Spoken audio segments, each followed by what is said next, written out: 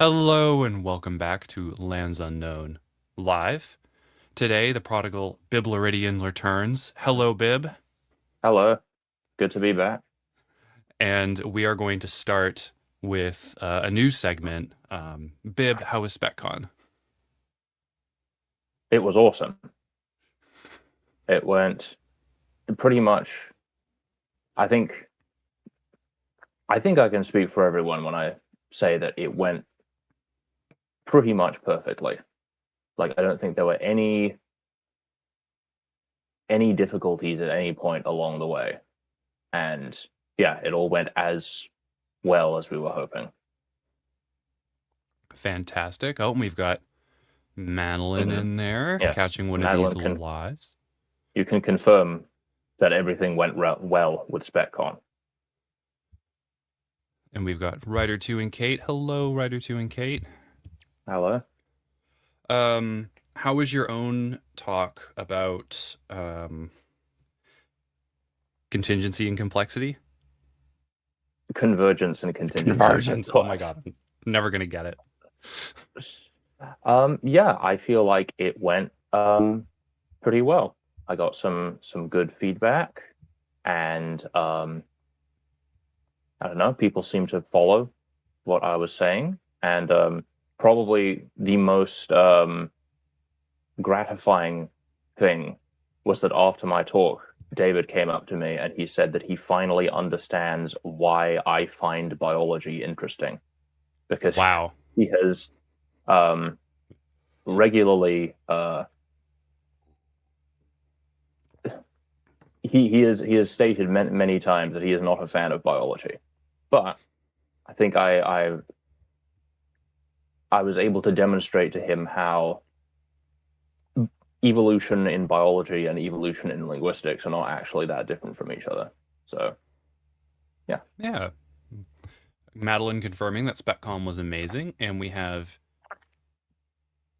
it is always RA saying Heart was a great day. Fantastic. Mm. Yeah, no, I'm glad. I heard some of the other talks went well. Went well, Hmm. and uh, there was much fun to be had. There was, I think, pub chess, and Oh did y'all yes. did y'all go to a cave? Oh yeah. Before we had some time to just do some touristy things around Ireland, and we went to multiple um, underground locations. We went to um, yeah, a cave whose name I can't remember now. But we as David really desperately wanted to do, there's like a cave boating tour. Like there's like an underground river system, and Oh, you can get on a boat and go around.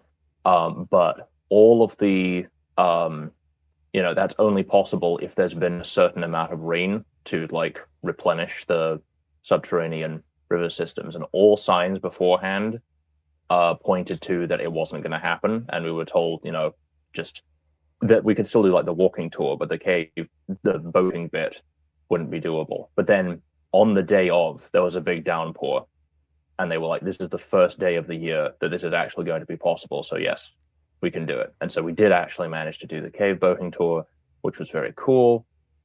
Yes, the Marble Arch Caves, that was it. here we Um, go. Marble Arch and Cave boating tours. Fun stuff. yes, um, and then we also went to like a disused coal mine, and had a look around that. We went to Newgrange, which is like this. I think it's Neolithic. I don't think it's Paleolithic. I think it's Neolithic. It's very, very, very old. That's for Hmm. sure. I can't remember exactly what the date range was, but a very old site where like these barrows, or these burial mounds. Um, and we did a tour of those, and that was also very cool. And I feel like it's a Neolithic site. yeah, I think it's Neolithic. And then yeah, Maddie and I also went to um just this place in the countryside, which was this converted old like Irish. Um, I don't know if it was originally a fort. I can't remember now, but it was basically like a castle turret that had been converted into an Airbnb slash board game hub. It was just very thematic. There were lots of, I mean, there were board games everywhere and like fantasy books, and all the walls had these giant jigsaw puzzles that had been Yeah. glued together and they were all of like dragons and knights and like wizards and things. Oh, It was that's very dope. cool. Yeah. That's what I So need. More dragon puzzles. yeah, it was a very, very fun time. Hello, hello, hello. Jake is here as well, and Maddie thinks it's 3200 BCE, which would be a Neolithic site. Mhm. Uh, Oldest Neolithic thing in Eastern Europe. I think that'd be Mm. maybe Western or Northern Europe, older than Stonehenge. I mean, they found like burials and stuff. Maybe like is it like a megalith? I think it's no burial mounds, barrows. I mean, Yeah, there are certainly large standing older. stones there. So Yeah, I yeah, don't yeah, yeah, actually know yeah. how big something needs to be considered a megalith, but Well, yeah, if you take a big stone and put it up, then mhm. it gets to be a megalith.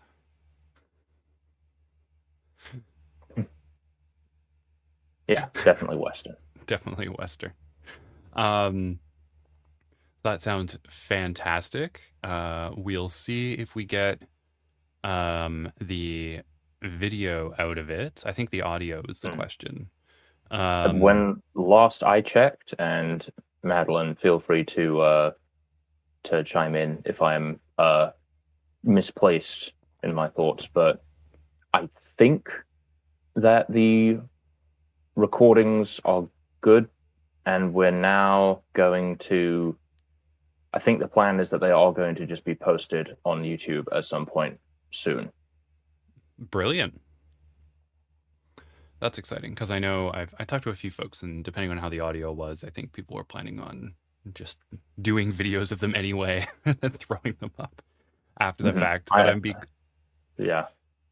But I'd be glad to actually see them done live, and I think y'all had question periods too, so like getting that interaction in there would be good. Mhm.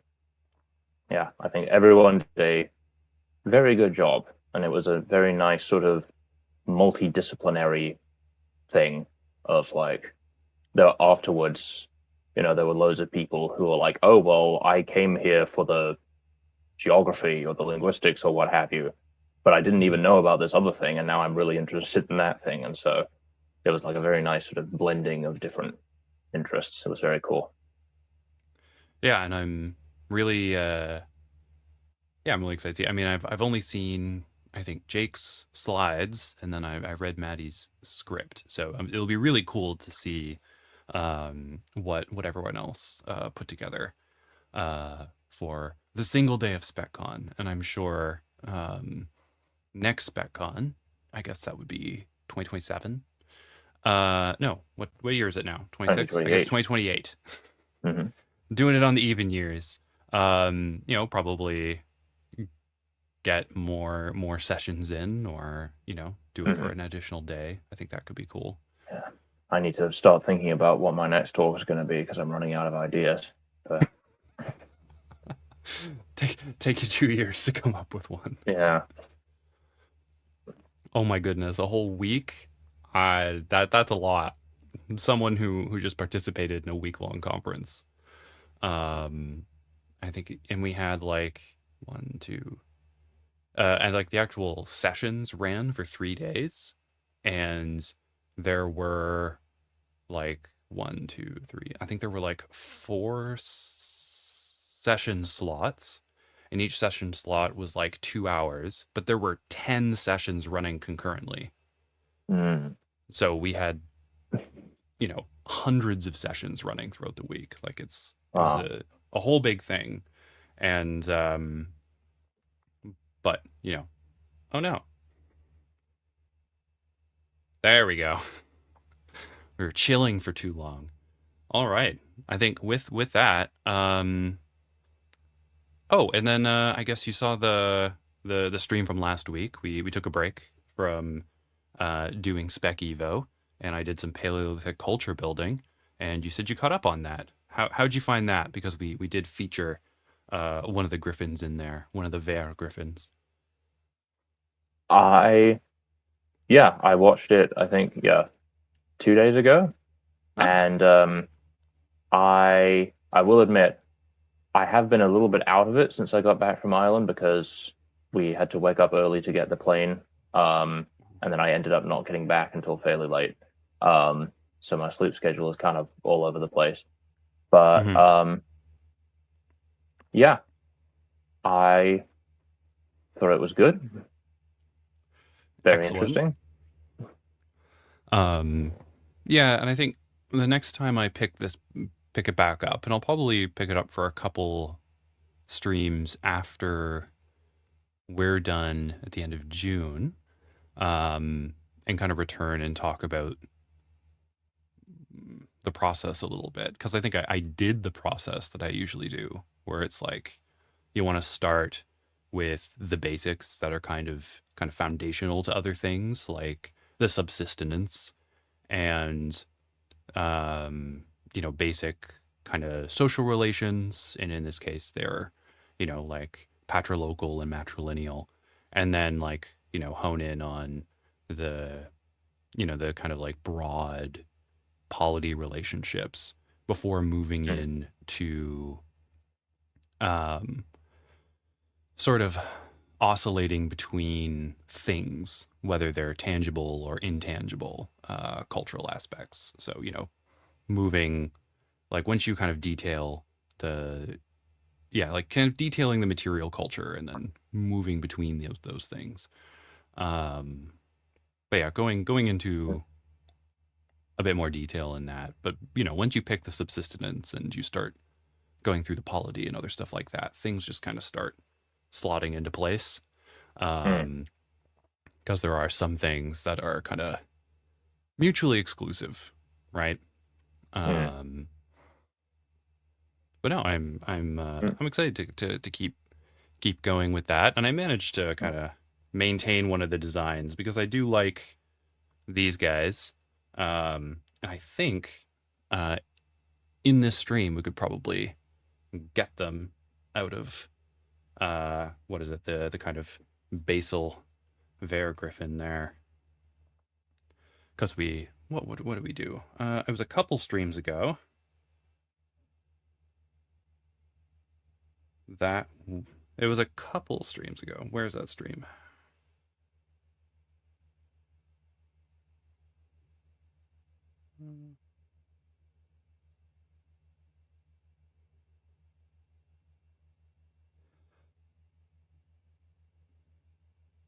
Oh, there they are. There they are. They were hidden. We were gonna start creating the sort of megafauna mm. at this point in time, so that will be very fun. What's going on in the chat Yes. here? Oh, yeah, Spec Camp. Everyone gets to go into the woods and listen to Wow. lectures for a week. We could do some like zoology field work. That would be cool. Yes, do some plant identification. Yeah. Yeah, and doing it for a couple days also helps, move like breakfast a bit later, and then you can have a session or two before lunch and whatnot. Hmm. A whole fortnight, Madeline, that's a little ambitious. And then we've got, oh, Giovanni Alonso. That I remember um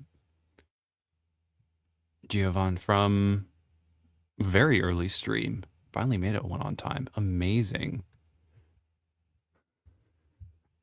An overnight camp. You mentioned the insurance nightmare. Everyone be intense. That will be fun. I don't know. And then we I can think actually, if anyone can pull it off, that is Madeline. yeah. I have every confidence that she would be able to do something like that if she set her mind to it. we can engage in some real world building and figure out where to put our tents based on, how close it is to a river, the elevation, the Yeah. terrain. You have to build your own tent, Build your own tent. Build your own forage for your own structure. food. Yeah. Are the griffins related to the monotremes? I forget. I mean, ultimately, yes, but Yeah, not in the particularly sense that closely. all life of a given biosphere is related by definition, but yeah, they are not from the the monotrematiform group. Yeah, so we've got the tetrapods, as kind of like the basic group. And then one way, you have the Baceriforms, which is where we get dragons ultimately, and then the Eleoruciforms, which is where we get the monotrematiforms from, as well as other mammalliforms like the Dovians themselves. And then an early branch of the tetrapods are the amphibiforms. Um, and the terrestrial amphibiforms are the griffins.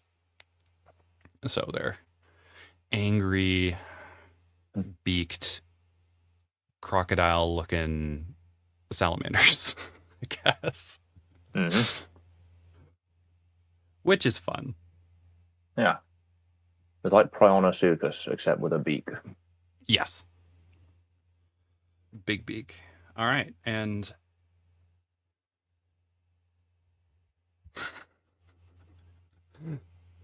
no group death at SpecCon. Oh no. This just sounds like survivalist camping. The world building Mm, is you. yes, it's realistic simulation. You have to build everything yourself. We just throw you into the woods. Live conlanging. Create your own Yes. pigeon. And I'm glad we've confirmed what the griffins are. Excellent.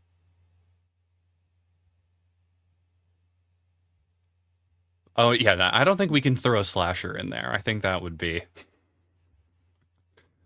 maybe one world building group raids the other.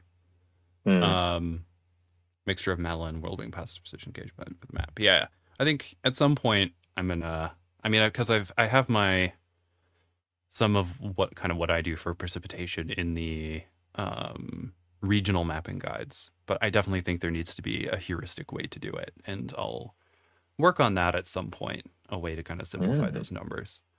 Um, interesting. yeah, but all right. So we are moving into the sort of 50 to 25 million year period. And that's kind of what this looks like. This sort of geologic period starts when Polomia, the sort of northern polar continent, finally starts running into Proto-Bacera. And then um, it that period goes until around the 25 million year mark. And that's when we have Zaalea and Arukia colliding with Proto-Bacera, and that kind of forms the supercontinents. And that's, I guess, the contemporary period. Um, so the what is it? The Metamorphflora is spreading during this period. It's been rafted over, but also brought over by dragons in their droppings and things like that. And so now we have these sort of vast herblands. I guess Mm, the Dovian equivalent to like the grasslands. And this is sure. going to really facilitate some of these mega herbivores that we're going to be delving into. Mm. And it's also getting colder.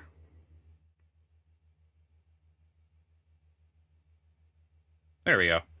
Um, and I'm just going to grab the image for the base griffin we want here. Yeah. All right. Boop.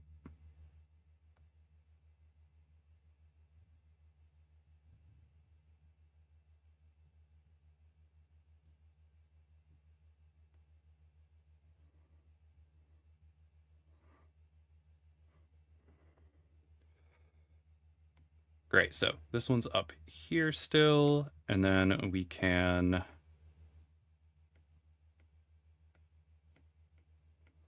grab these ones over. And something else we haven't necessarily talked about too much, but I think is worth talking about is we talked about the lactation Yes. early on, having some ideas about it either coming from their pouch or the fun one of having saliva, like the saliva membranes or mucous membranes in the Mhm. mouth being used to lactate milk and have it. I just remember something hilarious that Madeline said. She can decide whether or not she wants to contribute it to the chat. Ooh. And I think the mouth, like, sort of dripping their yes, Jake. Daddy's mouth milk. If so I think that works. I think it works because it's a little uncanny. And different, they're not like, I think the pouch could be like too close of an analog to I guess a udder, kind of, or like a breast sort of No, idea. it's quite metatherian marsupial sort of. Yeah, and we're gonna have, we have monotrematiforms. We're going to have mammaliforms that do that, and I do want to like really look more into like marsupials and stuff too. So I think going with the mouth milk is the way to go. So I think we're gonna hammer that down. So do the developing young inside the brood pouch, how do they have to come out of the pouch in order to get access to milk, or is the adult able to, like, I guess, reach their head into the pouch to deliver the milk, or is it sort of a two-phase thing where when they're very young they just rely on some sort of secretion within the pouch, and then only once they're old enough to emerge from the pouch that they then start eating the mouth milk?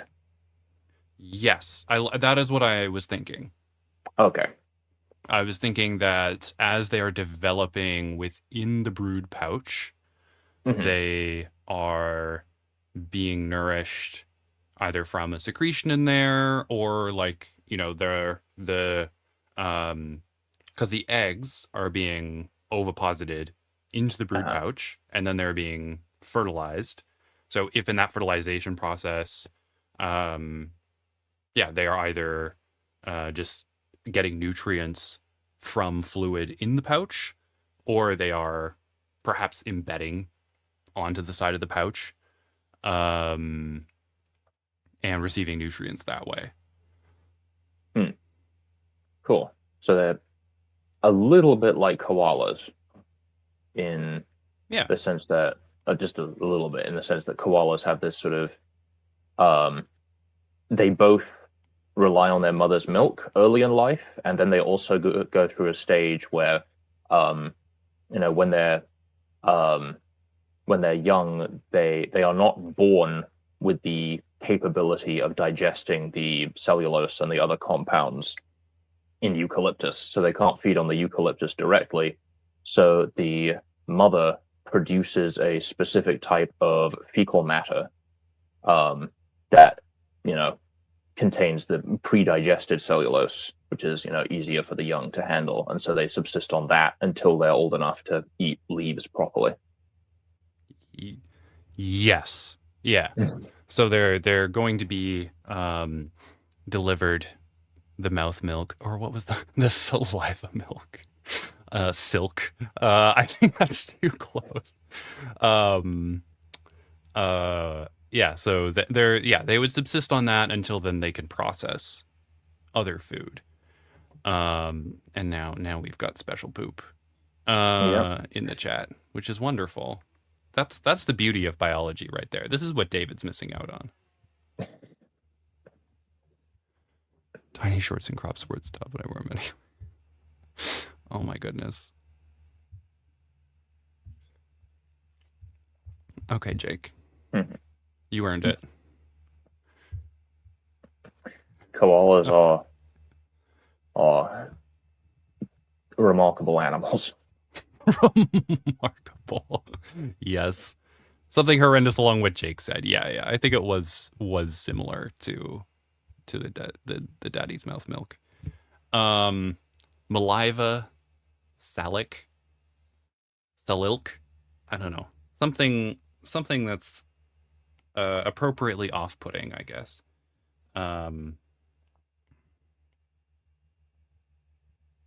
So we've got our basal ver griffin.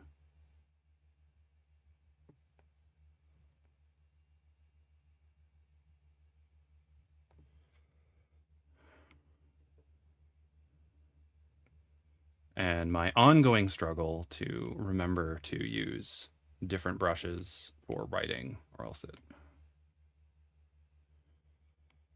And then we've got our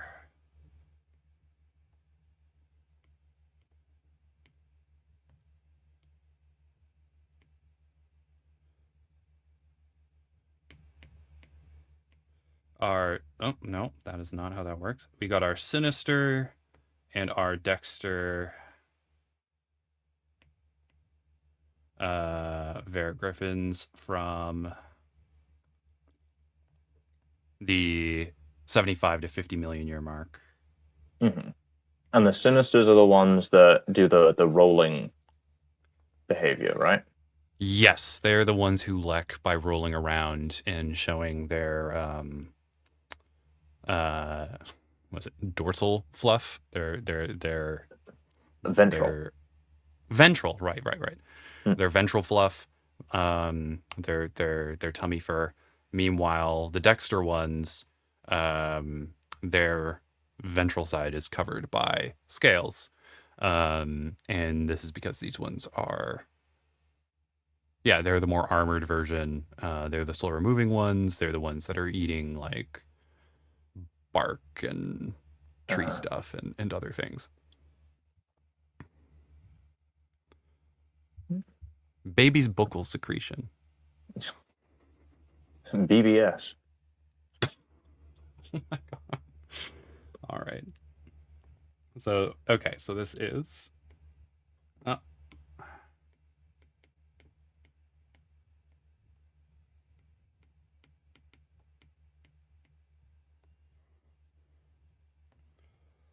all right, so now we've got this branch, which then goes that way.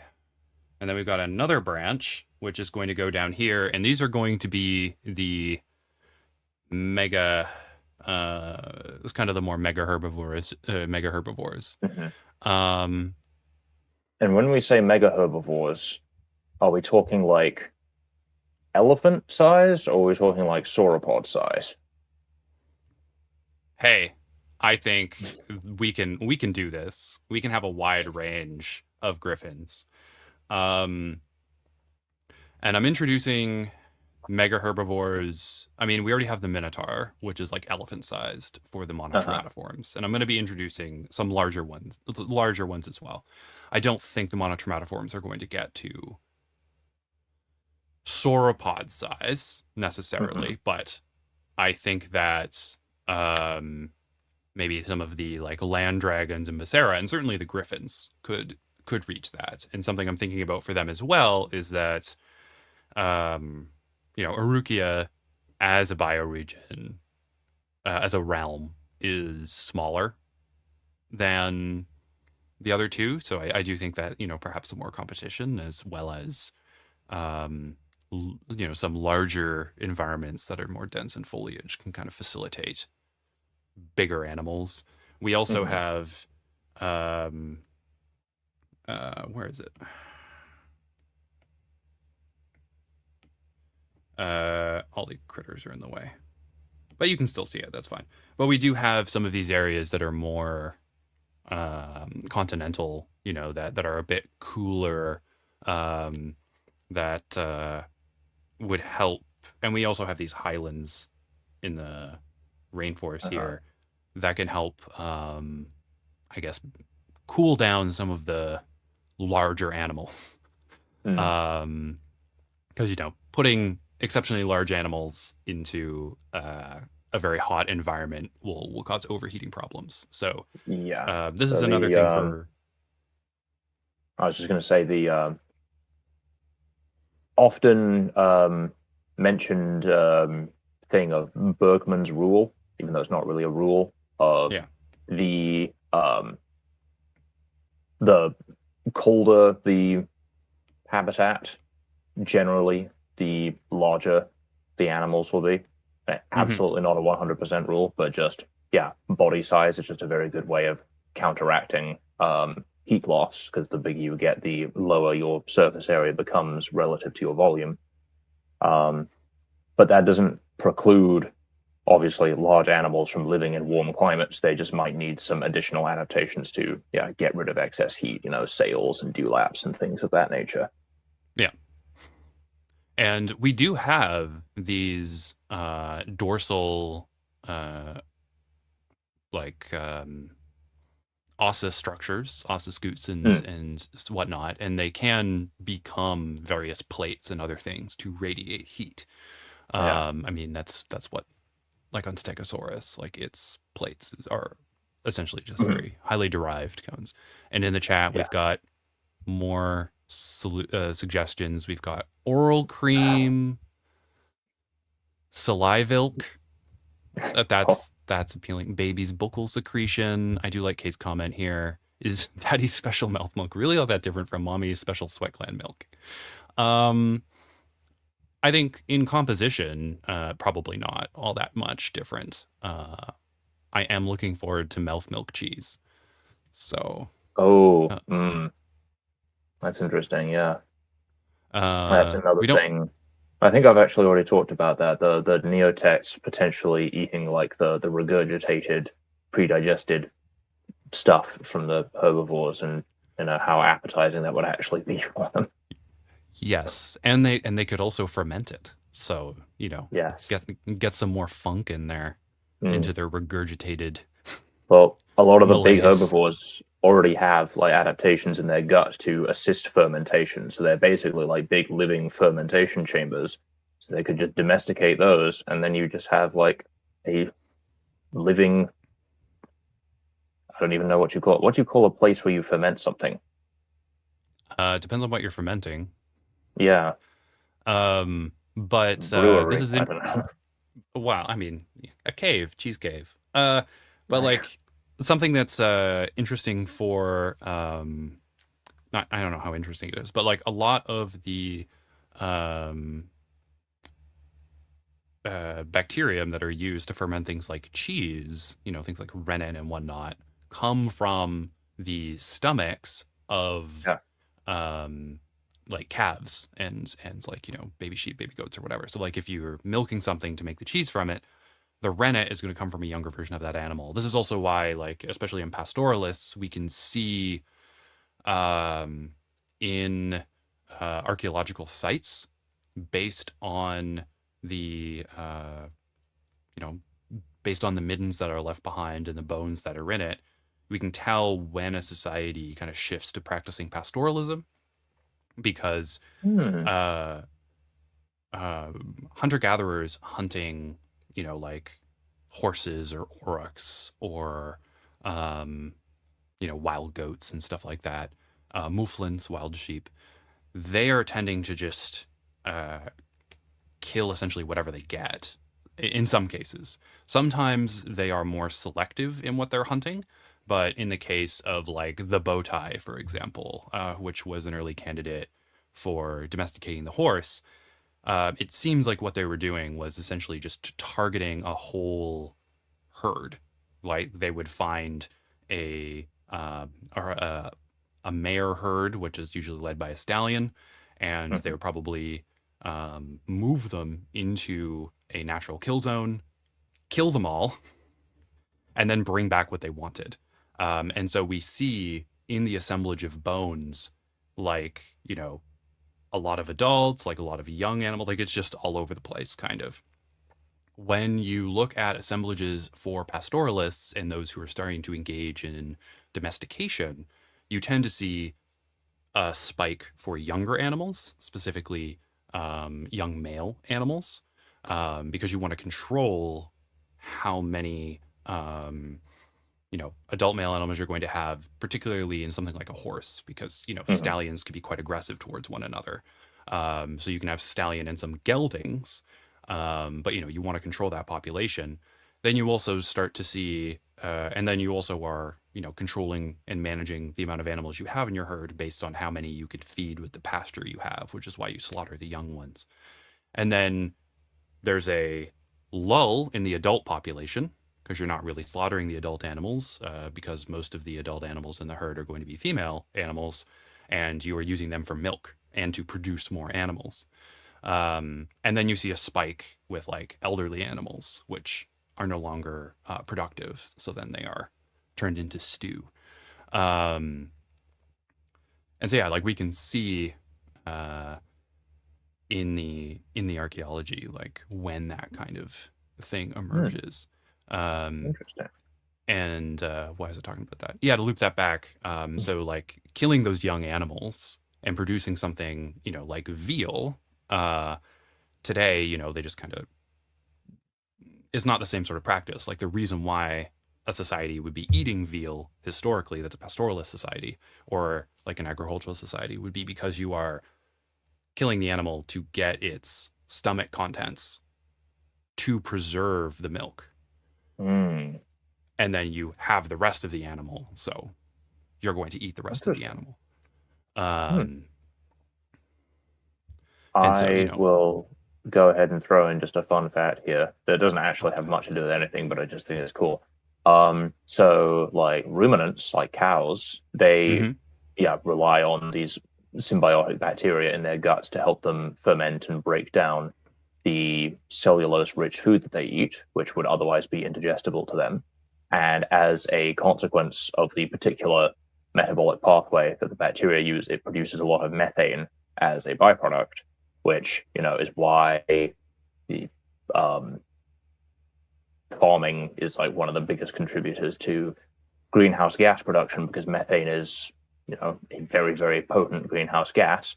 Mm-hmm. However, kangaroos have convergently evolved a similar gut, complex gut to ruminants because they also feed on cellulose rich plants. However, the bacteria that they have co-evolved with, for whatever reason, the chemical pathway that they have does not produce methane. It breaks down the methane into simpler components. And I believe the only off-gassing is just carbon dioxide, which isn't anywhere near as bad as methane. So I remember hearing that there was some, I don't know how it's going. This would have been a while ago, but I remember there was some attempt at trying to like transplant the kangaroo's gut biome into a cow to see if that can, you know. Or Mhm. we can eat more kangaroos. True, true. Okay, so this is definitely this is an interesting side route that we can take here. We also have Jake. The weird part is we don't think milk is weird, particularly from other animals. Yeah, like I mean, especially like mammals. But I mean, there's fish that have like mucous membranes that kind of excrete like a milky substance, which is kind of what I was thinking about for the Hmm. griffins. Um, Yeah, some but it is birds a do it, like emperor penguins, flamingos, and pigeons all have yeah, crop milk. Yeah. pigeons represent. Yeah, and I was thinking more about the fish, because the birds are going to be influencing some of the land dragons that we talk about. Well, that I'll get around to talking about at some point. Um, yeah, milk is weird, and is it any more weird than Mummy's special sweat glands? This is an important question. It's probably runnier like saliva. Yeah, I guess, but like chunky saliva probably, or like Ugh. maybe creamy. The kind of saliva texture Mm. after eating like ice cream and yogurt and stuff, like a Viscous. phlegmy. Yeah. Yeah, very appetizing. Yum. Um, and then we've got they have special adaptations for achieving larger sizes. Yeah, let's get into that. I think one of them that we're just going to kind of move on off the bat is going to be the kind of one of the ones that I was drawing earlier, and I don't need to do that. I may just jump to the gallery to grab this one.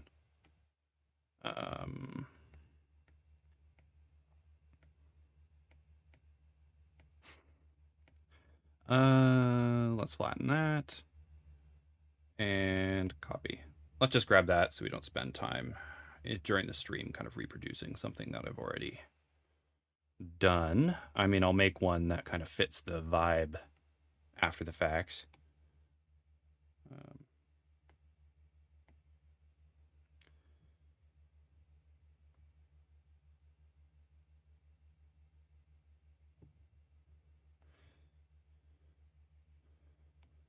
So we can introduce this group of creatures.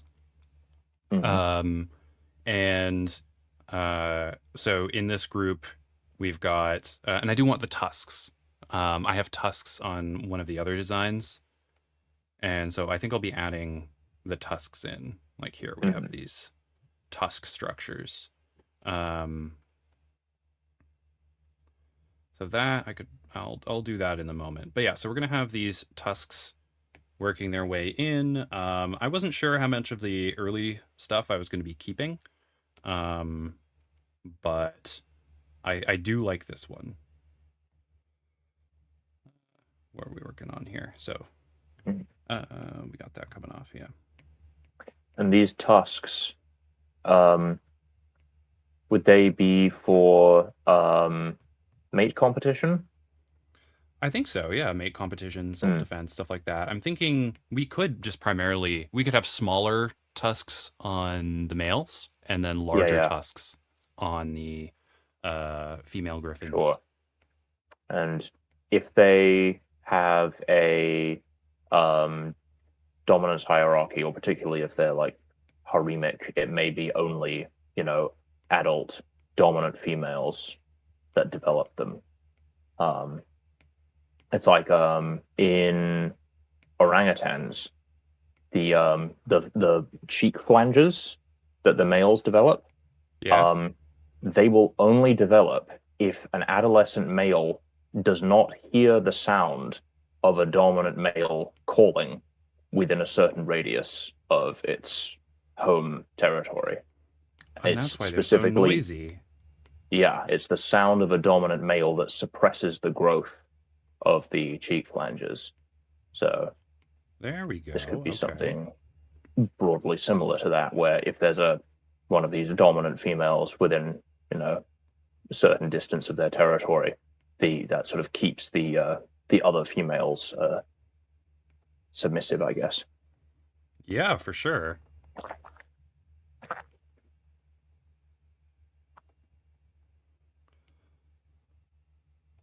All right, and that was a quick addition here.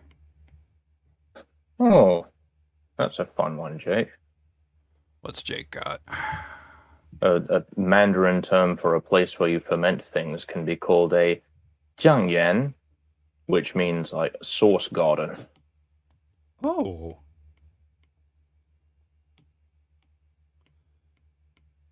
A source garden. That's exciting. Mm-hmm. A garden where you get sources from, I guess. Yeah.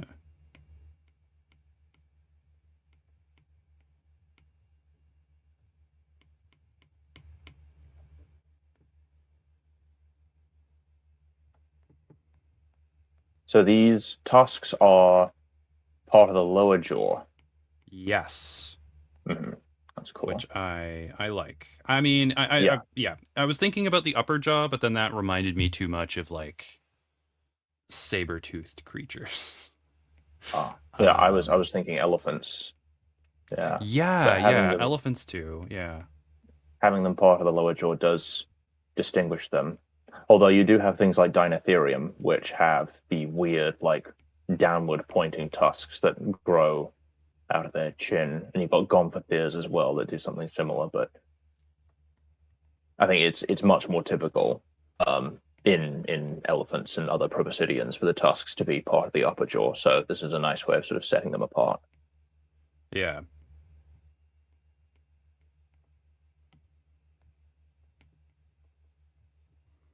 There we go. Something like that. Maybe make them curved a bit more. I may change the angle to see where they come out of the skull based on some other. Mm. I mean, proboscideans are pretty cool animals. I will agree. They There we go. And I will need. I don't know because we already have like the sinister and the dexter, so I'll probably have to find some new heraldic terms at some point to refer to these ones. But I do like the idea of referring to them with a more gracile, um, yeah, something that kind of, because these are going to be largely running around. Uh, they're going to be, maybe they'll use their whip-like tails for defense with Mhm. that are ringed with these ossoscoots. Uh, they are also this morph in particular is a bit more fluffy, and I think that would be good for especially living in those meso and microthermal areas. The mesothermal areas being like, the sea sort of temperate climates, and the microthermal Mhm. being those D climates, which are starting to encroach in the north. Um, and that'll give these ones an edge over the last of the Baceriforms that are, kind of clinging on, that aren't able to um, process the newer metamorphflora that's able to like spread into these Mhm. cooler and more these cooler climates.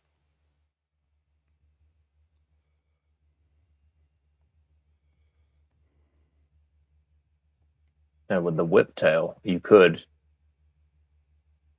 potentially even end up with things like thagamizers or like, Yes. yeah.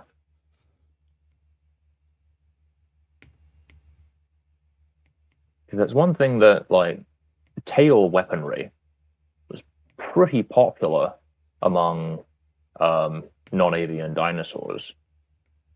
Mammals, really not very much. I mean, with the only exception that I can think of being the glyptodonts.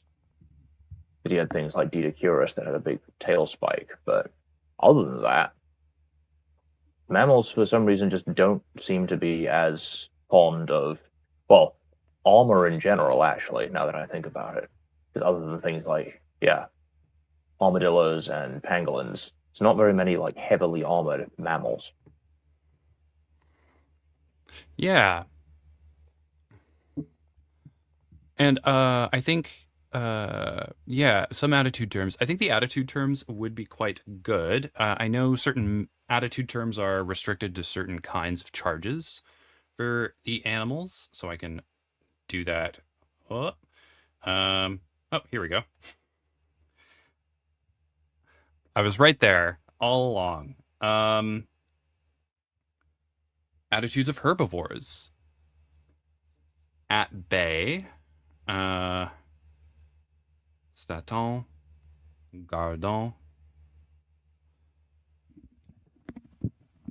Okay, that's not used for horse-like. Oh, here we go. Springing or leaping. Docile animals leaping, hind legs off the ground. Terms interchangeably describe beast salient attitude for herbivores. Grazing or peaceful. I like that. Pasquin. Passon. Mm. Paisson. Paisson. Trippon. Oh, I like that. Yes, these are going to be the striding green griffins. Very good. Attitudes of birds and bats. I did not know that that term got that specific. Yeah, each of the different kinds of animals have their own attitudes that apply to them.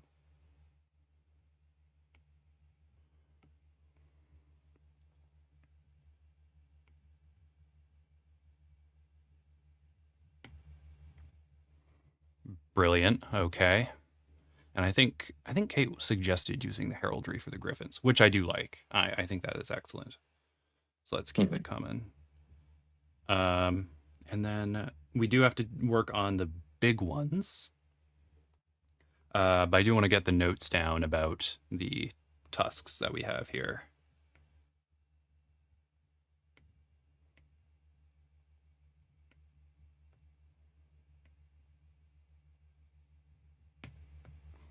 And I know earlier on I was going with the bulls and cows because that's used for crocodiles, but I don't think it reflects the dynamics well between the male and female griffins. So I'm gonna think of another term. I'm gonna think of some other terms. Hmm.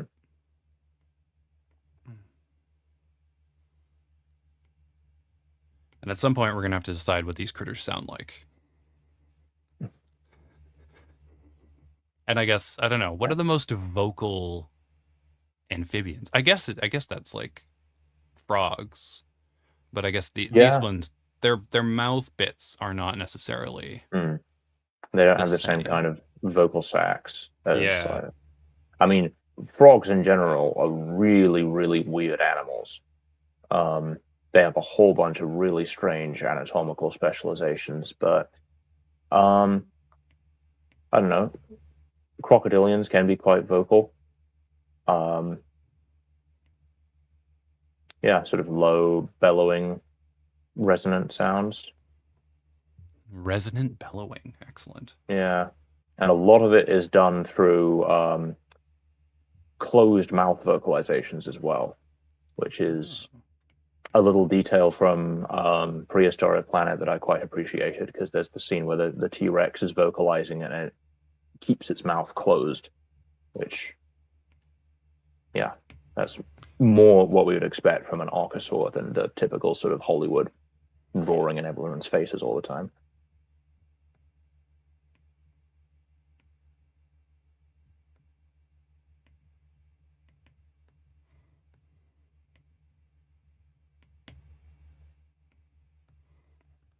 Yeah, I can make it smaller later. It's fine.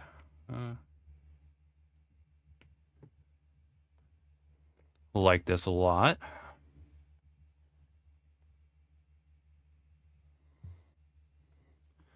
All right, so we've got and I do think like this is going to be like a very persistent body plan. Mm-hmm. This is one that yeah I'd like to see in the last time period as well. Because we got the Neolithic folks hunting it. It'll probably have a variety of colors. I mean, some will be more robust than others. Some will be smaller and more gracile. We do, I think, for the final sort of phase, I guess we can talk about different thagomizers they could have. Mm-hmm. I think a thagomizer stream would be quite fun. Oh. And yeah, and maybe some of them, some of the more, maybe some of there are some that are much more robust that have what are we thinking? Like larger tusks. Mm-hmm. Like if we have one that's more shaped like a musk oxen or an oryx or Yeah, something yeah. like that, that has like these huge tusks coming off of it. I think that could be quite cool. Mm. So there may be space to work with a more robust version. In that case, they could be. What's another one we got here? Um,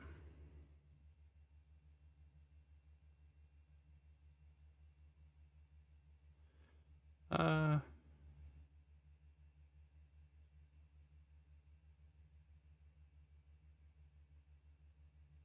yeah, maybe a gardon at gaze, especially if they have these huge tusks. I can imagine them engaging in guarding behavior when under attack, like muskox do. You know, kind of circling Hmm. around, or bison. Yeah. Hmm.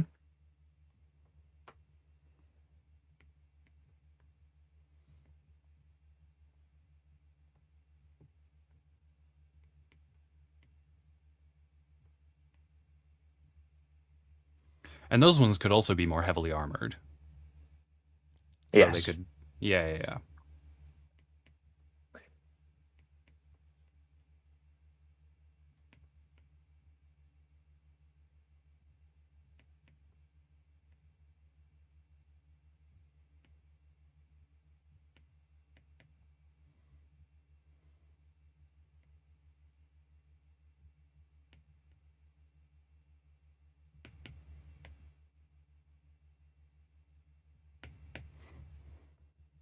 Okay, there we go.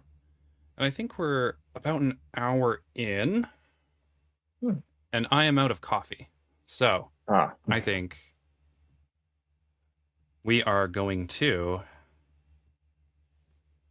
praise the sun and the great green dragon, whose body is the earth and whose tail brings us light when it rises and falls. Um, you can venerate the sun and the great green dragon however you wish. Um, though I think I'm going to grab a coffee, and Bib's probably going to re up on some Yeah. tea. Indeed. I need another brew, so we'll be back momentarily. We will be back.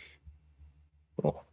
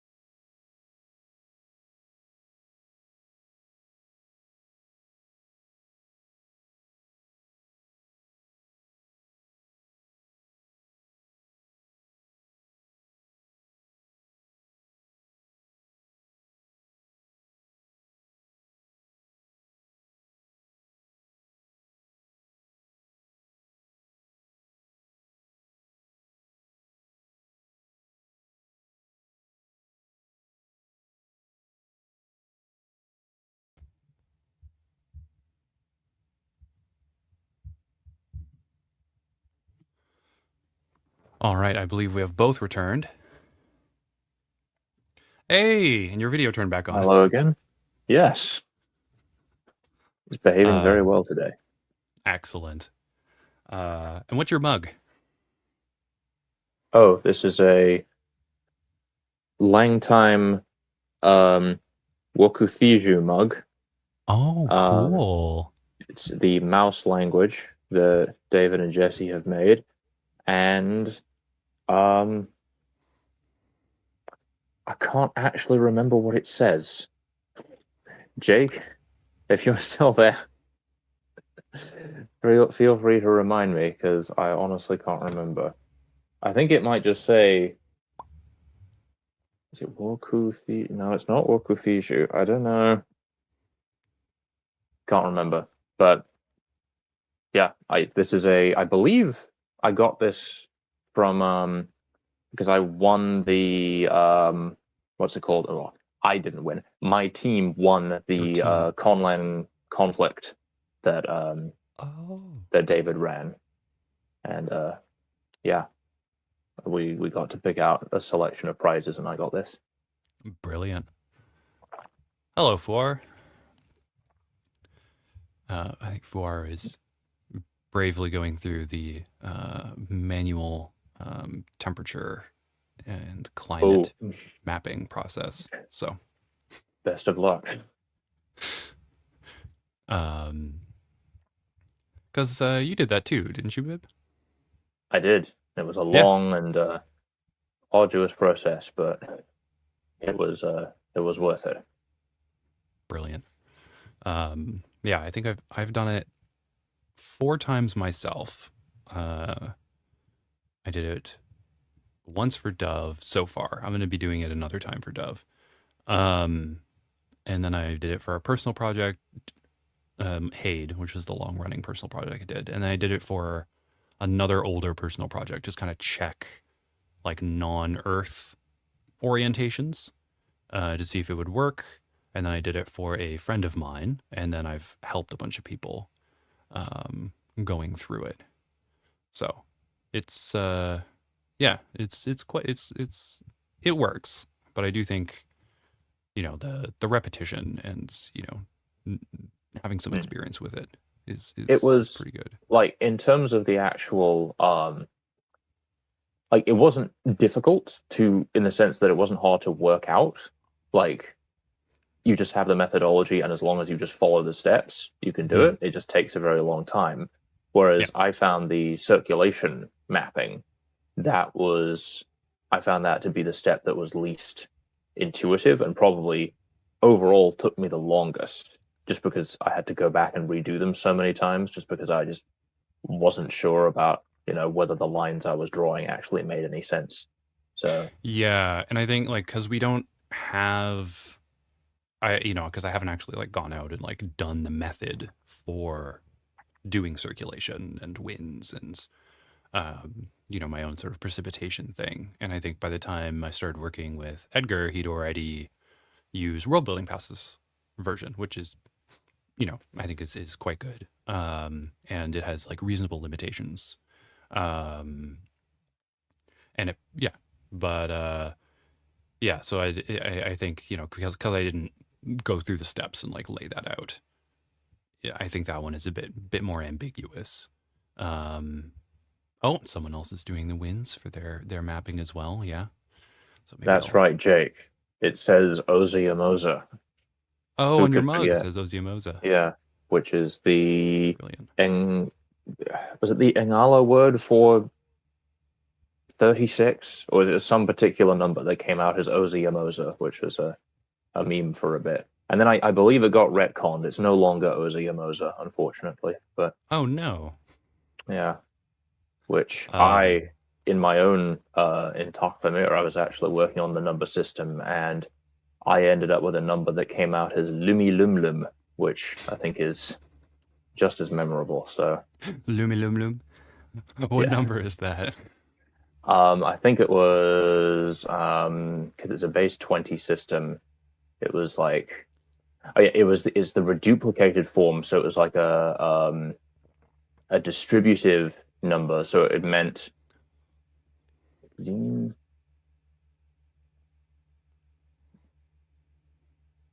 I think it meant by 8 or like 8 at a time. 8 at a time. Excellent. Yeah. Loomy loom loom. Um, Oh yes, I and forgot about that. It means something or other. something or other. Okay. Oziamos, that means something or other. Wonderful. Um, just before we jump back into it, just a reminder to like and subscribe. And if you'd like, you can go support the channel and the live streams over at Patreon. Patreon members make a huge difference for the streams and, making sure the streams can have the quality they got because I got the Ethernet cable through the Patreon and I did receive my USB-C multi-port earlier this week. So now I have Oh, extra space on yeah.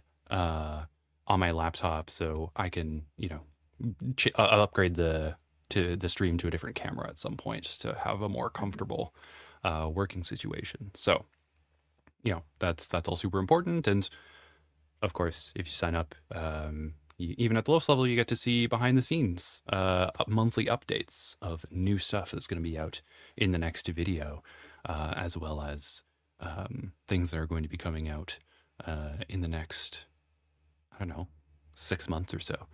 And if you'd like to support Bib and Tira 292B, Hmm. you can head over to Bib's Kickstarter, to continue to support My the Kickstarter. ongoing Kickstarter, your Patreon, to support the Oh, this is new ongoing to me. I didn't even know I alien had a anthropology Kickstarter. series. Yeah, there we go. Yes. And if you want to support and can contribute to the Patreon, then you can also leave a comment or hype if you can. It's always really appreciated. Thank you very much. And everyone, yeah. So now we have our, I'm going to reorganize this a little bit because we want to deal with our big uns now, Mm. which will be elephant size and larger. And these are more robust ones. The robust ones are the kind of robust ones I'm thinking are more oroxy. Um, Okay. but uh, we can do. I mean, we can have we can have different mega herbivores coming from Hmm. the Tripont and Gardant griffins. I think that works. Yeah, But sure. then I mean, I mean, they don't have the air sacs of sauropods. So I'm not sure how large we could get them. I mean, they could I develop mean, that kind of system, I suppose. they are, well, I mean, they're not properly archosaurs, but they're like, you know, parallel archosaurs, which they would inherit the same sort of respiratory system that early archosaurs had, which I believe, let me just check, because it might be specific to birdline archosaurs. Um,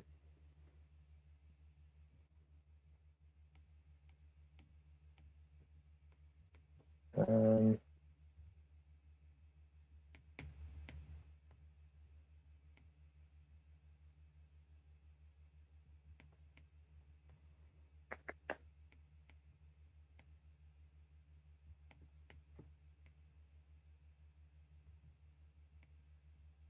okay, well, according to this paper that I can find, apparently the heterogeneously partitioned parabronchial lung with unidirectional airflow originated in the first archosaurs. Oh, So that they at the very least got unidirectional airflow, which means that they have a very efficient respiratory system. Okay. So I think that alone we can use to justify them reaching larger sizes than mammals would.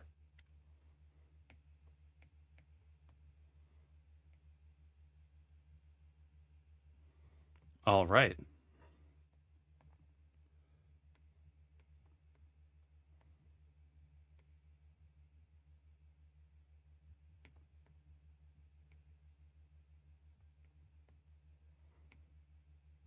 So their efficient respiratory system will allow them to get quite large. Mm-hmm. And if we're saying that they have a lower basal metabolism than mammals, which I think is a pretty fair assumption, even if they are fairly active, um, then that also would mean that they would have more energy on the whole to get larger. Okay. Wait, what was that? Lower metabolic. Yeah, lower basal metabolic rate. Okay. I was gonna write lower metabolic basal rate. I was like, wait, that doesn't sound right. Okay.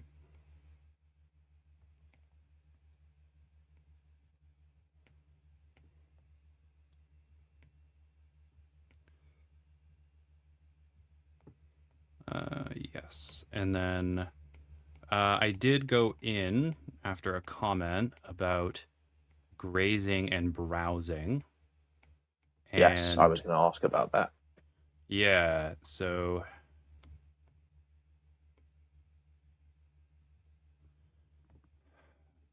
the Tripon griffins are going to be primarily browsing. Or they like, they're in that space between browsing and grazing. Mm-hmm. Um, so they're going to be feeding on shrubbery, low trees, those sorts of things. I mean, and because we haven't put this one on the height scale yet, um, But you know, they, yeah, we see them relative to humans. we can see them relative to humans. So reaching, I guess, at the top of the head, like 2.5 meters tall, I suppose. About 2 meters tall at the shoulder, or almost 3 meters if we count the top of the crest, but probably Yeah. like what 2.6 meters tall. Um, and the ancient ancestral Zaaleans who we see here are also taller than. Um, Oh, yeah, I remember you mentioned that. yes, they're taller and they're also a bit more robust. So, this is probably, probably closer to 3 meters at the head. Mhm. Yeah, so small giraffe size. Yeah, yeah. And so, I mean, they can reach down and graze, as you Mhm. do, um, but they're probably primarily going to be browsing. Sure. Hey, Matthew Awesome was able to come. Oh, hey, here's a great idea. Bib, Yes. Polyplod plushie Kickstarter. Let's I go. have I have been making very slow steps towards figuring out what I have to do to get plushies made because that has been one of the most heavily requested things since ever since I introduced the Ramphrodont grubs that people have been wanting plushies of them. So it will happen at Oh, some point. brilliant, brilliant. Yeah, we got the clarification. There's also grazers that do low and mid browsing. So I Yeah. think that, the robust Gardant ones are going to be primarily grazers, but they can also be Mhm. low browsers.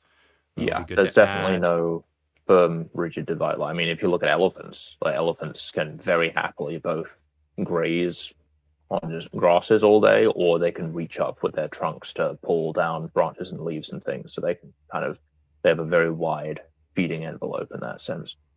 Yeah. But like, some of the Triponval griffins are going to be smaller. Like some of them could be, Mhm.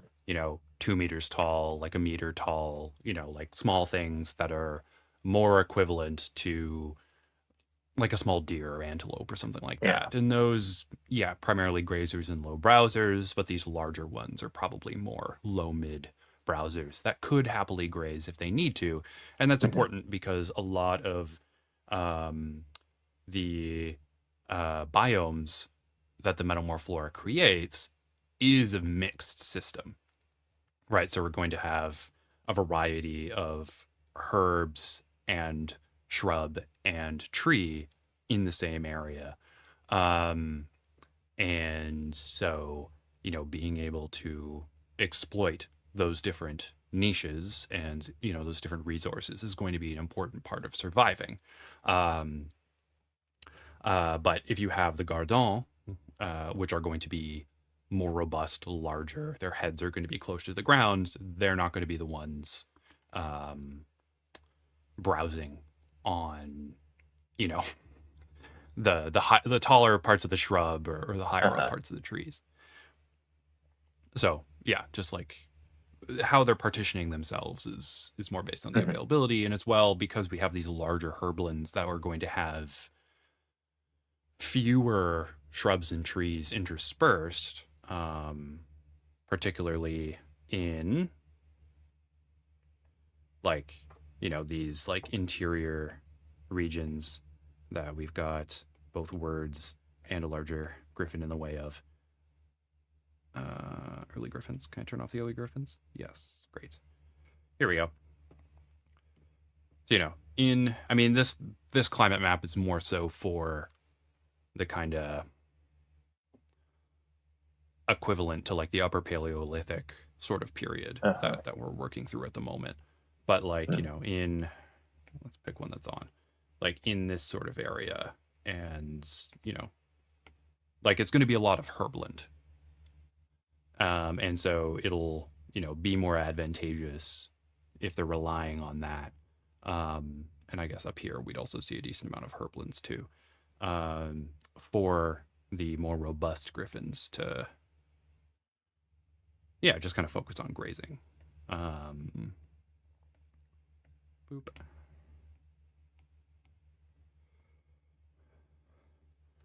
But yeah, and for the large browsers, just to bring it back for a sec, we have in the current period, we've got in here, in this area, kind of, I guess we can kind of extend it down there. This is the sort of area where we're going to be seeing pretty dense forests that would be able to support those kinds of tall browsers. But I guess these would also be we'd also want to think of them as the ecosystem engineers as well, that are constructing their own niches, being able to clear out a decent amount of ground so that they can move around in these forests, and also encourage new growth and those sorts of things. So maybe they may not be particularly in the tropical regions, and we may just kind of keep them, in that kind of area.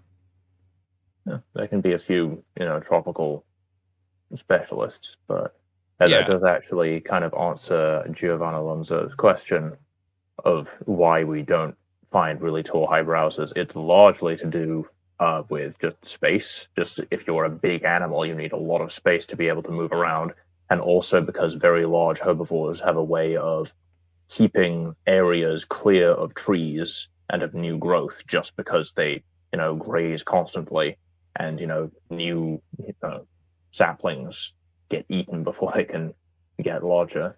So they can actually act to sort of push back the growth of forests around them. But you do, occasionally, yes, it almost certainly was true of sauropods to an even greater extent than it is for things like elephants. Sauropods definitely would have been quite notable ecosystem engineers. But you do occasionally get things like, the only example I can really think of at the moment is the okapi, which is not huge, but it's a pretty decently sized um, herbivore that lives in quite densely forested areas. Um, and it's got some adaptations for living in among very dense foliage. Like famously, it has the ability to retract its eyeballs um, to get them out of the way of like sticks and branches and things. Retract its eyeballs. Yeah, because it's reaching up its head into these like dense branches and things, and doesn't want to get poked in the eye, so its eyeballs can sort of suck back into the head a little bit.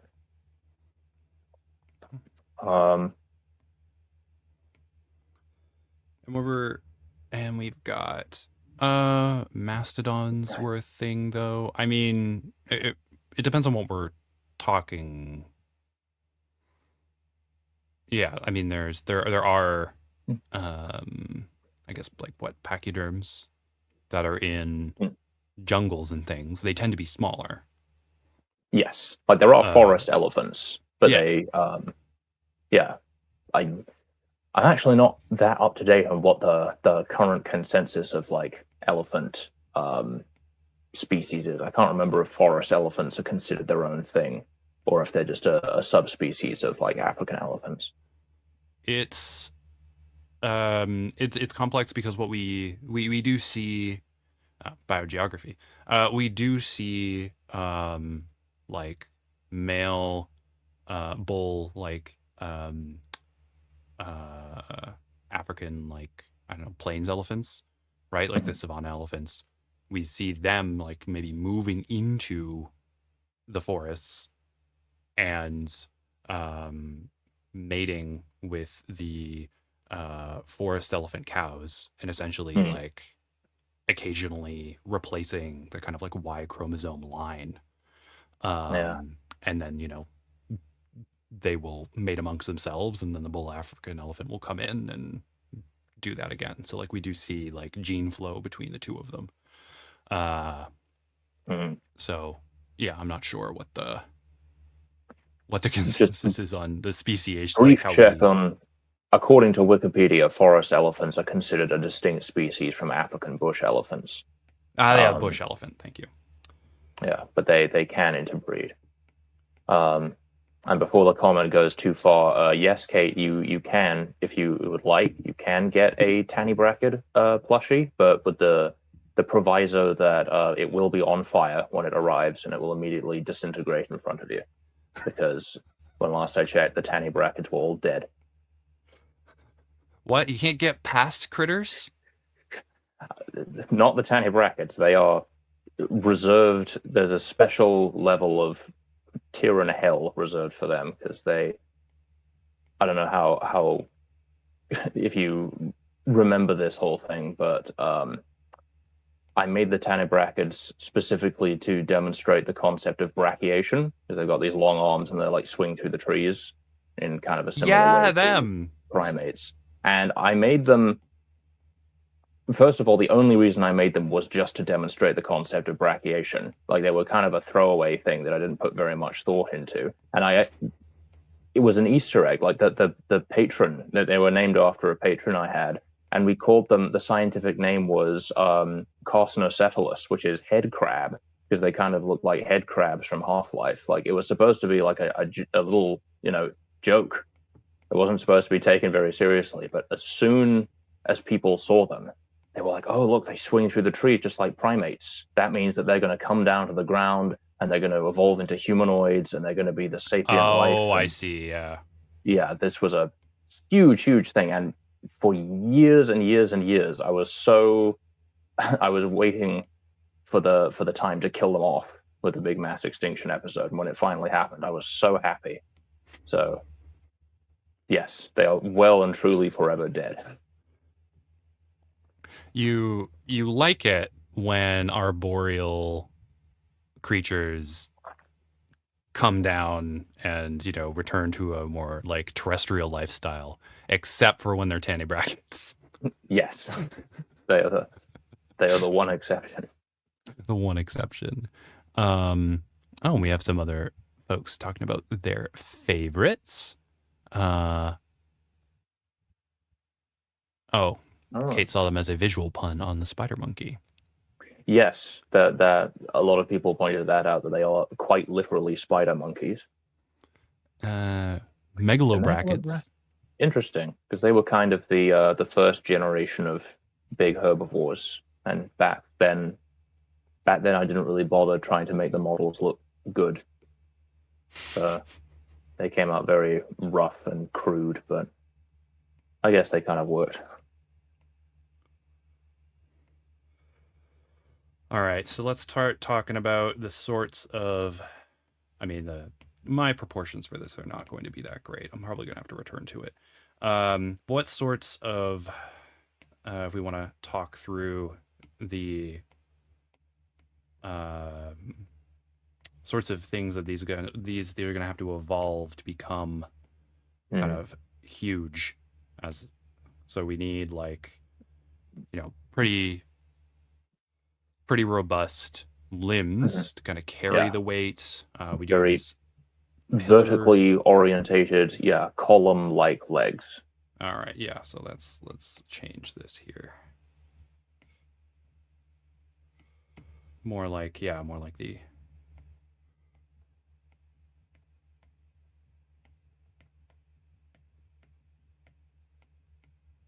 kind of carry that weight.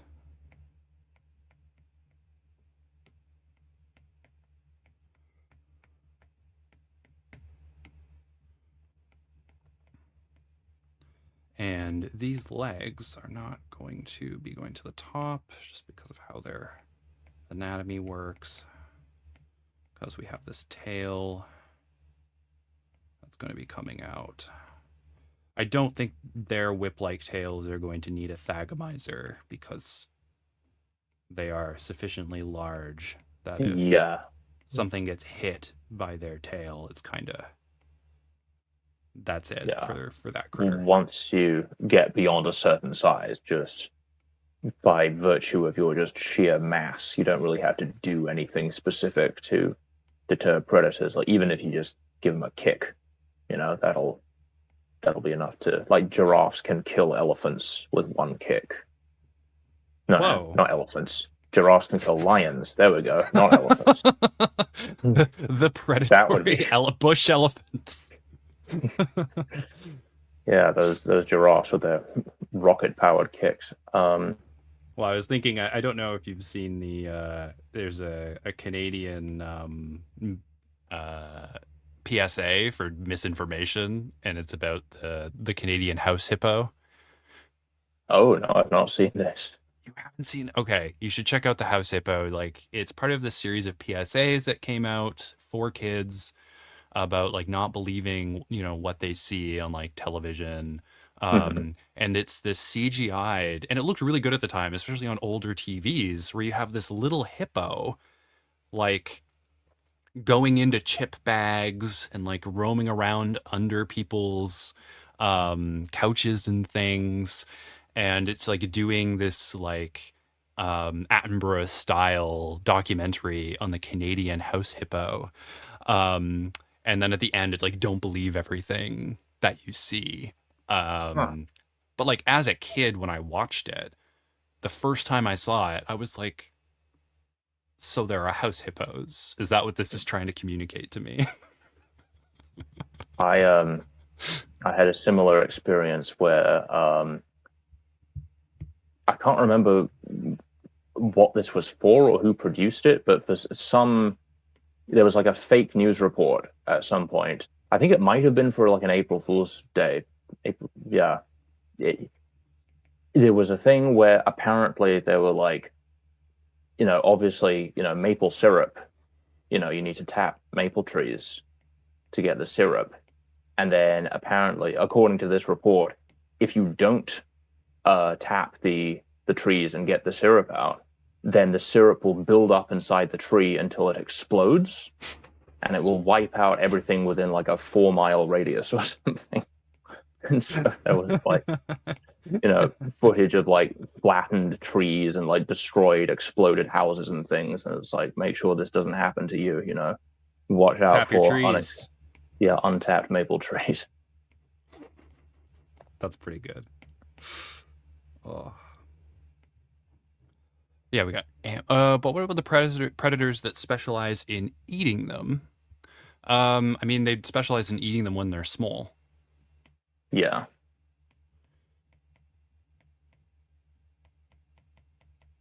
I mean, they wouldn't be going after like fully grown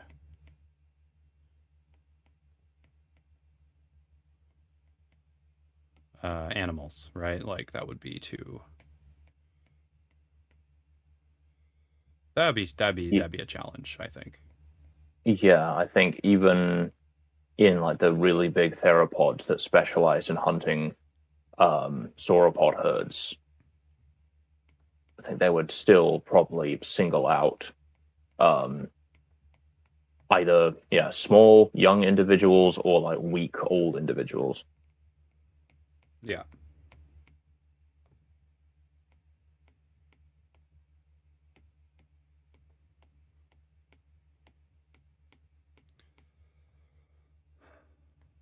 And let's think about this neck here and the head. I think the head's too big. I think this whole thing is a bit too big.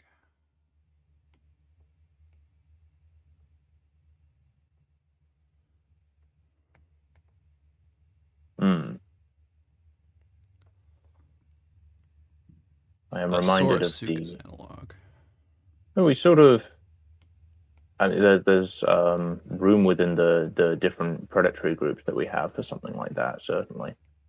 Um, I am reminded of the discussion of the sauropod neck posture, which I wrote an essay about in university because um, You think it'd be more? having having such a long neck, if you hold it out horizontally, then that means that the neck basically acts as a huge, heavy lever, and so it takes an enormous amount of energy to hold it just completely horizontally. Whereas if it's held vertically, that means that the heart has to pump especially hard to get the blood all the way to the top of the head. Yeah. So I think the consensus at the moment is that it's more of a sort of diagonal position.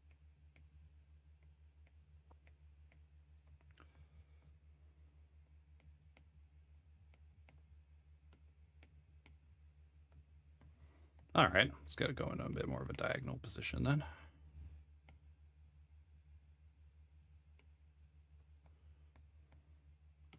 Gonna have to change our.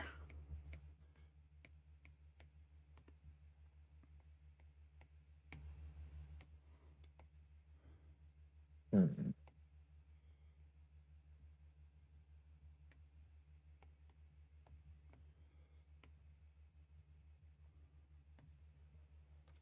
There we go. I think that looks all right. Hmm. And then I'll work in the beak and stuff like that. One thing that we need to work on too is like the crests and stuff because these ones are going to have really fun crests. So if we have an Yeah. idea for a crest design, Well, I'm if these open things are to. reaching up into the trees, into like the treetops, then Yeah, they want to avoid having anything that gets like overly tangled in tree branches. that's true. So Yeah.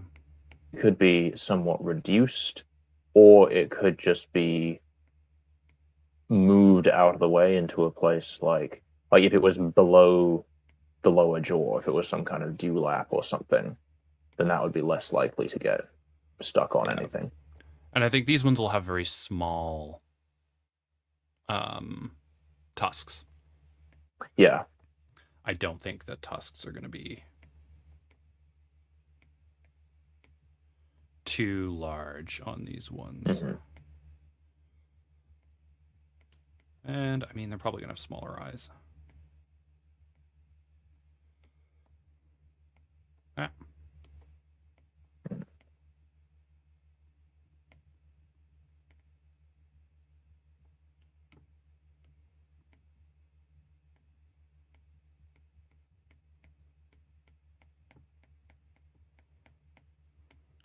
And then we got to give it the little spark of life that comes with the little dot for the little dot in the Yeah. whites of its eyes. I find that really helps, to be honest. Yeah, yeah, it does.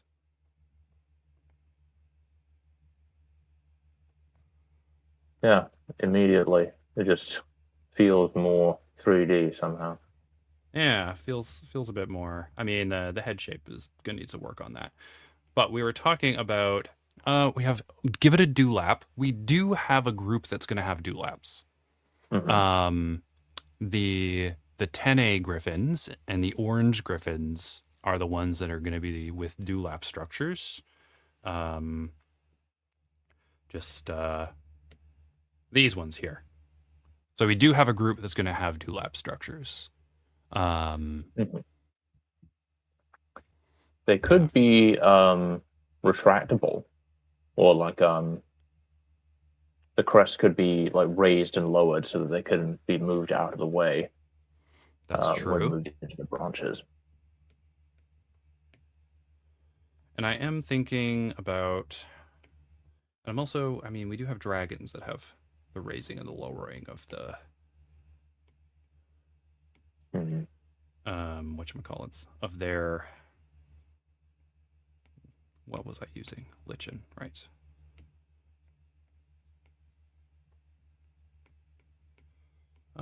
This I want to be smaller. They don't need that much of a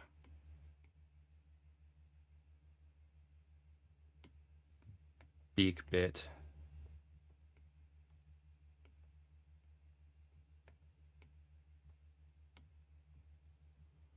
Okay, that looks good. They could have the dewlap. We could also have. I do like the idea of maybe like more like neck plates or like a frill sort of not a frill, sorry, like a sail, like a neck sail sort of structure, but Hmm. made out of the ossicones. Sure.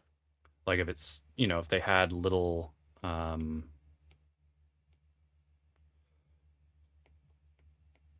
if they had something up here. What's the structure this one has? Um, something like a Margosaurus. Amogosaurus. Yeah, it has these really weirdly elongated neural spines running down its neck. How do we And spell as far as that? I'm aware, with Amarga Saurus. Oh, well, that's very appealing. Hmm. I don't even need the frills. Just having these spikes running down it, that is quite cool. Yeah, I should look at this and there's posture some too. speculation that there might have been some sort of webbing of skin between them, but as far as I'm aware, that's not been fully embraced. Yeah, and this needs more of a curved gesture to it. I can figure that out later, but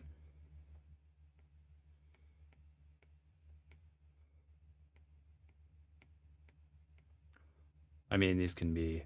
And you know what? I had the idea of giving the minotaurs like quills coming out of their backs, but that just became a bit too much. Um, so having these ones with their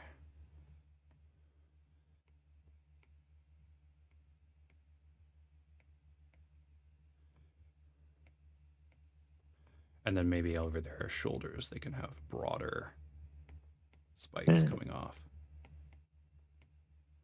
I'll go back and work through how these look, but just giving a basic idea. That's one of your favorite sauropods. I did not know that these existed. Yep, they are quite strange. Hmm.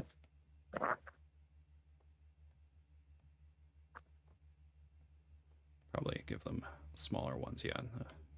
Yeah, They the could. gesture of the neck definitely needs a bit more of a curve to it after looking at some of the other paleo art and stuff. Hmm. I mean, it depends. So, like, the number of neck vertebrae is something that, so kind of famously, all mammals, I think I'm safe in saying that all mammals, there might be one or two exceptions, but pretty much all mammals have 7 neck vertebrae, including giraffes. Yes. So each vertebra is like very hyperextended, so that gives them a very sort of distinct stiff neck kind of appearance. Whereas, um, interestingly, this constraint does not apply to non-mammalian groups. There are plenty of like sauropods routinely had, more than 20 vertebrae in their necks, which could have given them a much more sort of swan-like neck appearance potentially. And Ah, okay, I see. it seems that for whatever reason, as just a quirk of the mammalian genome, um, adding additional neck vertebrae in mammals is very heavily associated with the development of certain types of cancers. So it seems like Oh, mammals, for whatever reason, are just kind of locked into having 7 vertebrae. Whereas for these things, the superforms, they probably wouldn't have that constraint. So you could, yeah, get much more sort of gracile whip-like necks if you wanted to. I think that would look cool.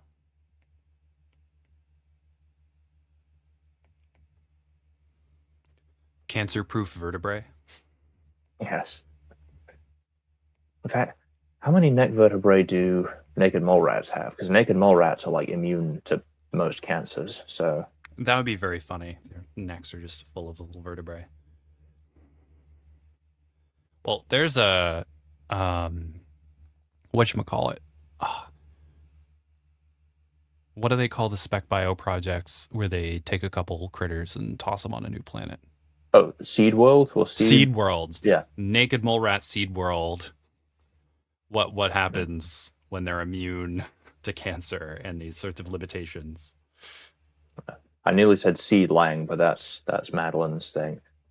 Um, Yes, yeah, seedling. yeah, apparently naked mole rats also only have 7 vertebrae, so they too are locked into just 7. Ah, I okay think then. some plesiosaurs actually had over 100 neck vertebrae. That makes sense. Hmm.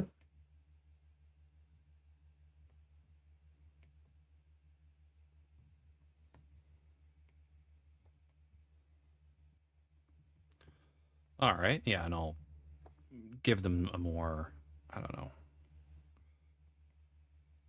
a graceful look to the necks. And then for the other, uh, you know, mega herbivore, I'm not particularly motivated because I haven't really thought about it beforehand. So I don't know what we could have them look like. Do we also want them to be gracile as well? No, these ones I would like to be more robust. Mm. So we can And are we sticking with grazers? Oh, no, not grazers. grazers, High yeah. browsers or No, grazers, low browsers. okay. We're gonna hit the other edge of the. Uh-huh.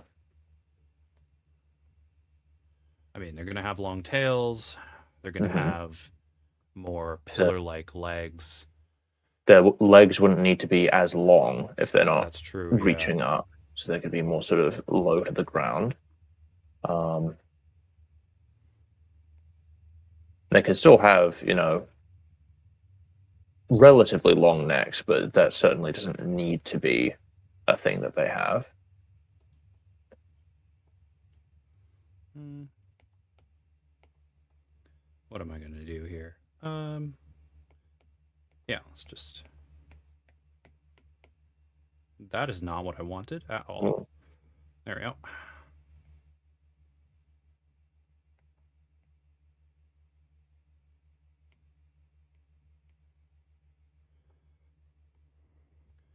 Give them shorter legs. mhm.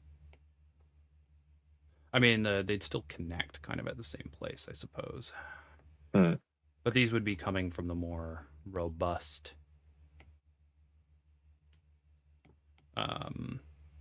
I guess the tails could be a little shorter.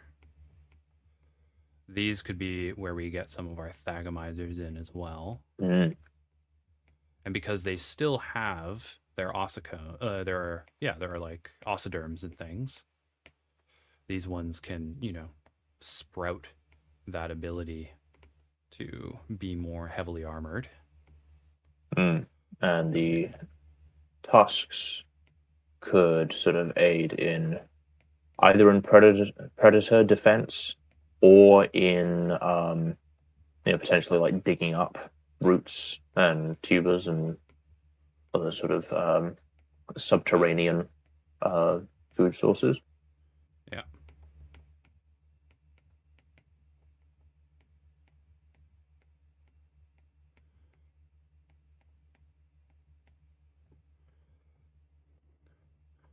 want them to have bigger.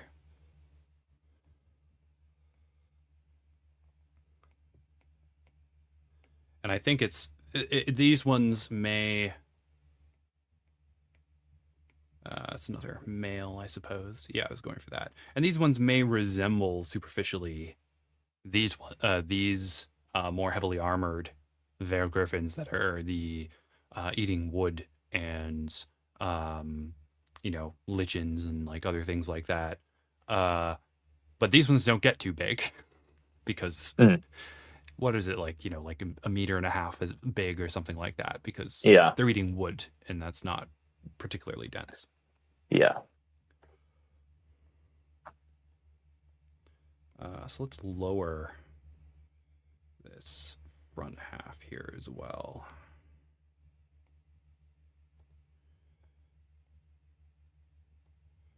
Make them more. Or, I mean, they can have a Yeah, more like a big built. sort of muscular crest on the back to support the weight of the head. Yeah, yeah. I was thinking. And having a big chunky neck. That's right, that's the neck.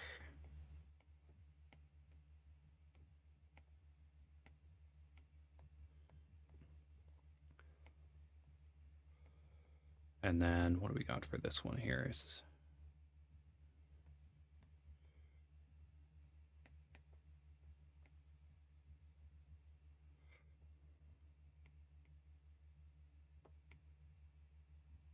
As long as it can reach the ground. So we may have to Yes. work on the neck. I don't know. They can always bend their front legs, but They can bend their front legs. That's true. like cows don't have like particularly long necks. That's true. These griffins do not skimp on leg day.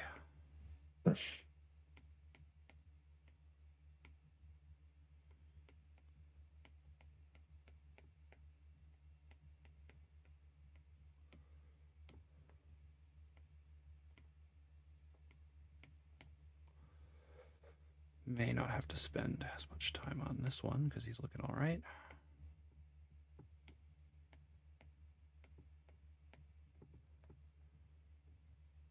Well, there we go. Mm. That's a That doesn't look nice half bad. silhouette. Yeah.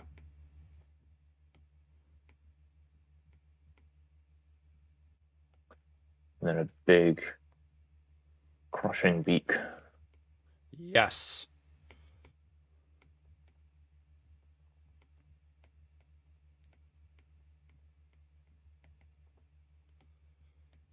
Nice.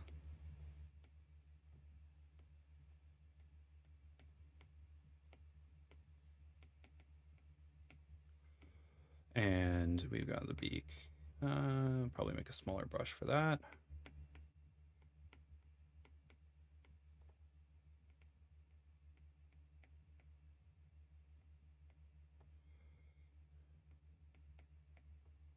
There we go. And the tusks. So we've got this whole space here to kind of work with for tusks.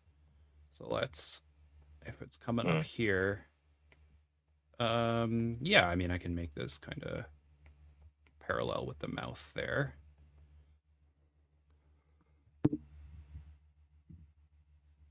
Ooh, Gower. Yeah, I do like that. They have a very like distinctive, for folks who don't know about the Gower. Oh yeah.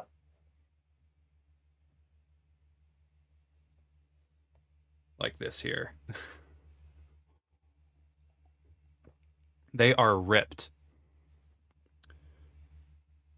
Yeah. Very muscular. So this may be even.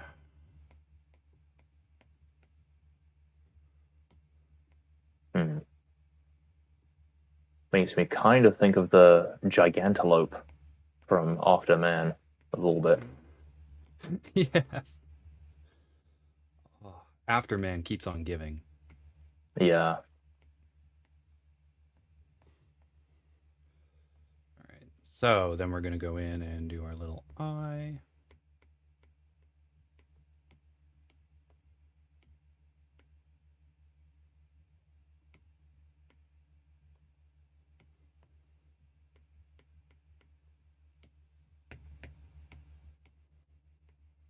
Ah.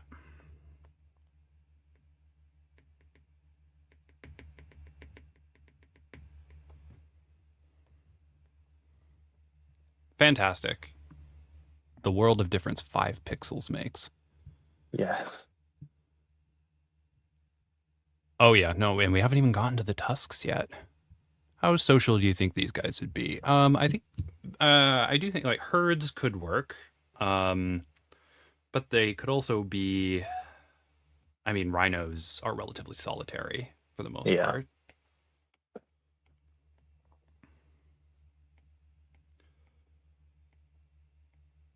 I mean, the female, I'm wondering how I want the tusks to actually come off, because they could.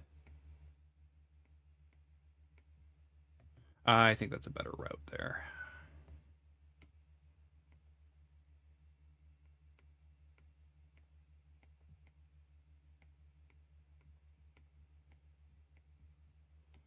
Just some big, menacing tusks. It's kind of like,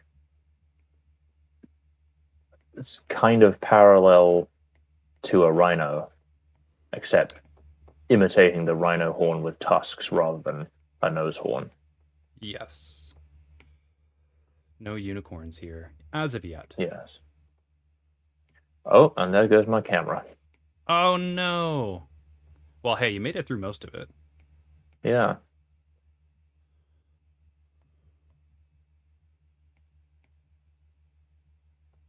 It looks like your camera was unplugged. No, it wasn't. It's built into the computer.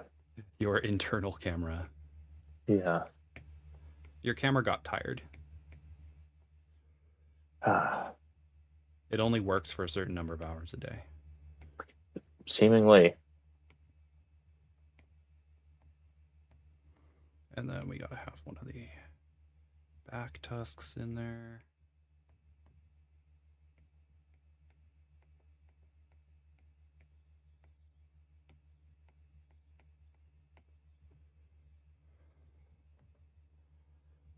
Excellent. I don't mind this guy at all. I mean, and he can have, I like this oh one. my goodness, he can have a big frill. He has huge neck muscles.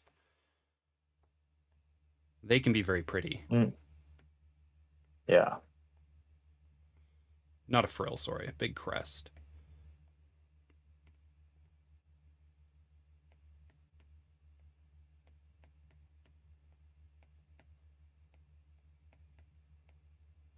The peacock rhinos of the griffin worlds.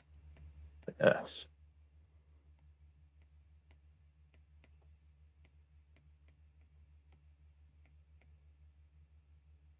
I don't think it's an overheating problem because just regardless of when, like, sometimes I'll just start my computer for the day and it will already, the camera just won't be working. It just seems to be completely random as to when it wants to work and when it doesn't. I mean, it's I would suspect that it's something in the like just there's an interior connection that's loose. Yeah, because yeah, according to my device manager, this computer does not have a webcam, even though it does, and I've been using it for the past 2 hours.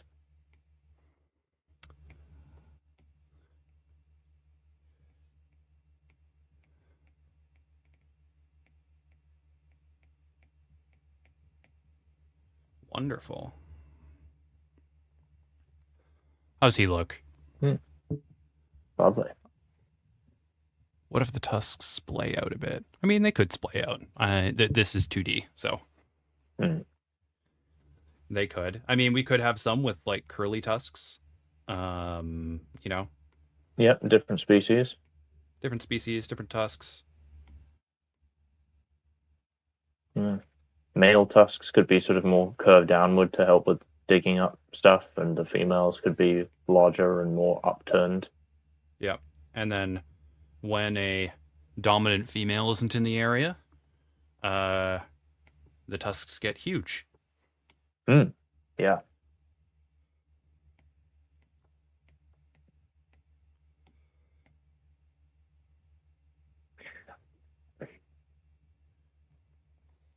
And so now, and so in the sort of 50 to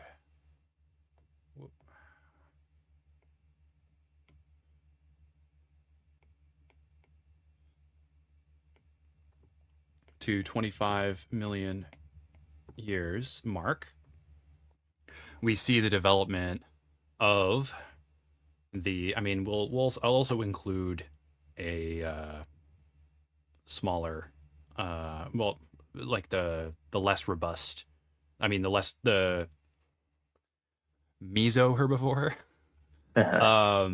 size wise, I suppose, the equivalent for this, because if we took, well, if we took this uh little guy, I mean, I don't know how large it would be up beside this one, right?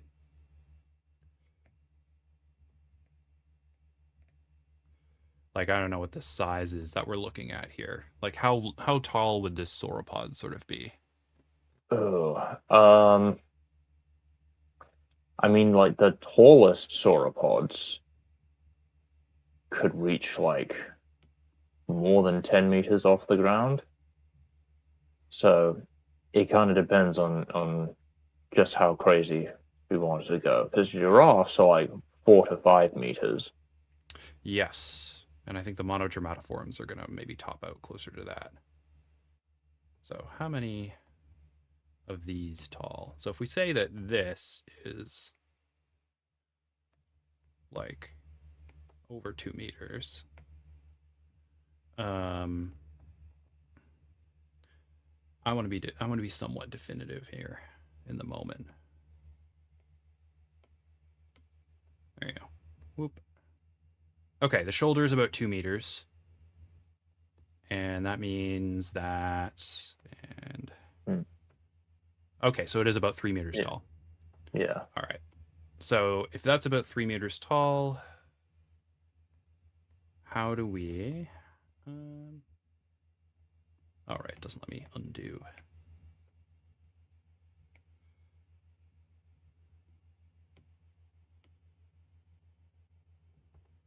Um, I can just do this the fun way.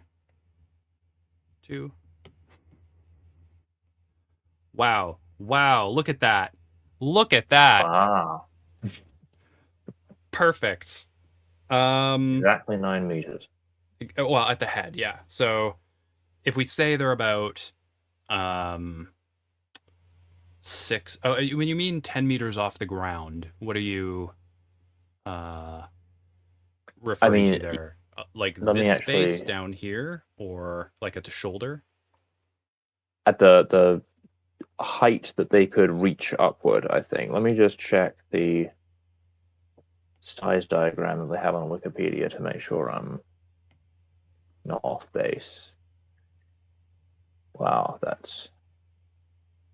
God, these things are big. Okay, 1, 2, 3, 4, 5, 6, 7, 8, 9, 10, 11, 12, 14, 15, 16, 17, 18. Okay, wow. So apparently some of the largest sauropods with the neck fully extended upwards could reach about 18 meters, which is crazy. Okay. So let's do there. There we go. So this species here kind of maybe represents like the largest that we have at this period. And it would be 1, 2, 3, 4. Okay, so 14, yeah, 13, 12, 13 meters, something like that. Maybe if they fully extend their neck up, they can get to that 15-meter mark. Okay. Which is still pretty massive. That is pretty massive. I'm happy with that. Well, the thing is, I do have... Yeah, I'm trying to make them larger than some of the larger monotrematoforms. Because I do think that would be an interesting form of culture shock. Parasitherium. Yeah. A little bit taller than 5 meters, I'm pretty sure. I mean, Parasitherium is like the largest terrestrial mammal ever. Yeah. So, and that's the kind of stuff I was looking at for the monotrematoforms. These ones definitely wouldn't be as furry, though if they're in those more microthermal environments, they would have... they would kind of start to look more like Snuffleupagus, I suppose. And then, yeah, and I guess for our, that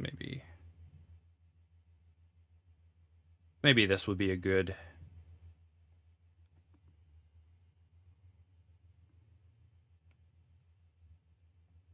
Maybe it's maybe if these sorts of ones are maybe 3 meters tall at the shoulder. Or at I guess the top of their dorsal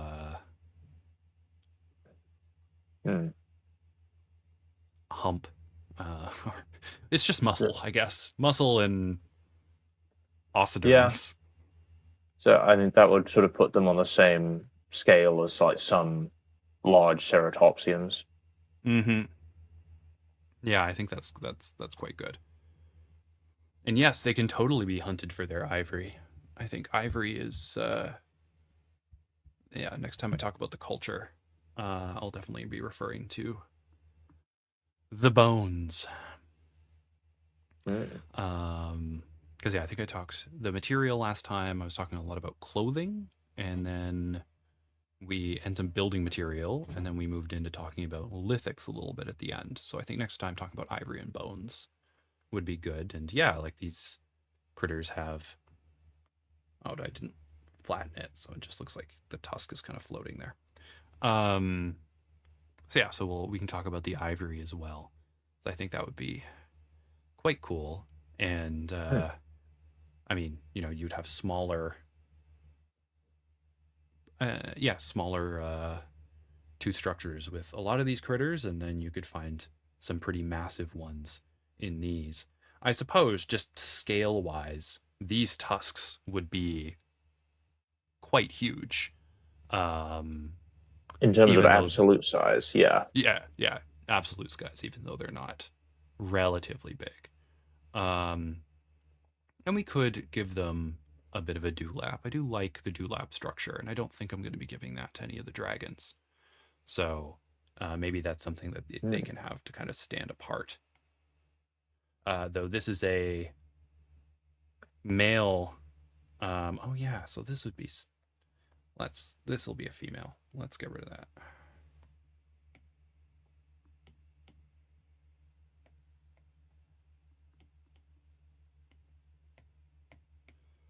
No brood pouch.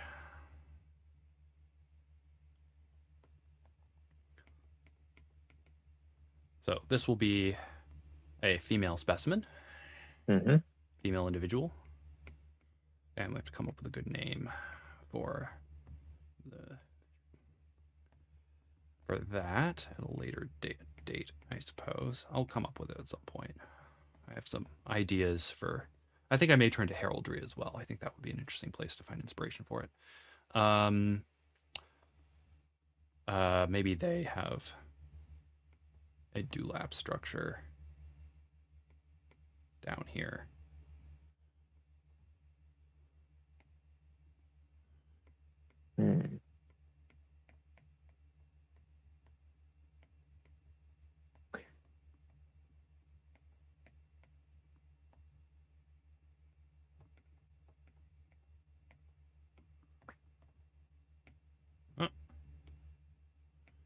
And they can use that to signal as well. Yeah. And it may be interesting if it was more so for competition. Yeah, I mean, it will definitely work very well as a sort of heat radiator, but yeah, it can definitely be co-opted for social signaling too.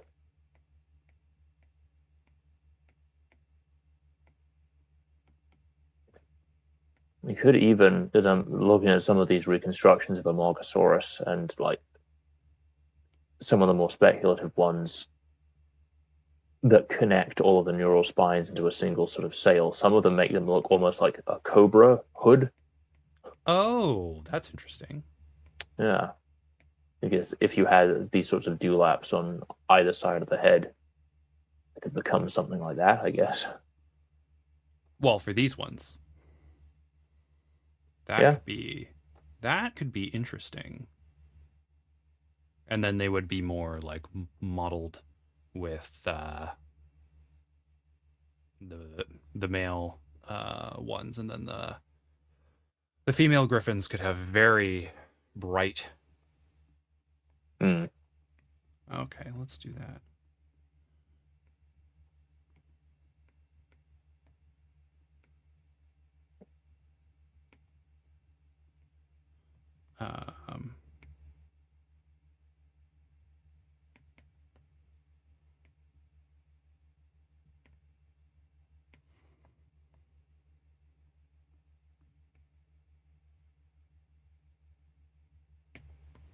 All right, so I got frills connecting down there. These ones are.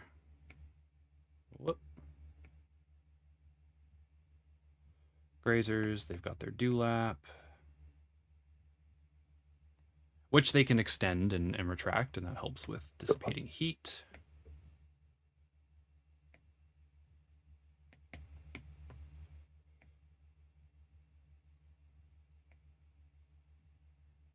All right. And this helps too, because especially with the ones that live in more microthermal climates where, it's going to get quite warm during the summer and quite cool in the winter. Yeah. So, being able to retract it is probably very useful.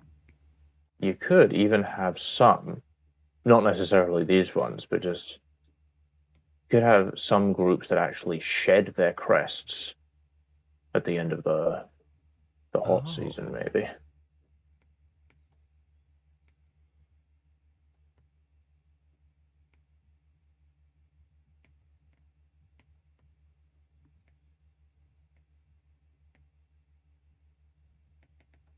Yeah, I think that would be interesting to consider for some of these. Or I think we should save that for the whatchamacallit.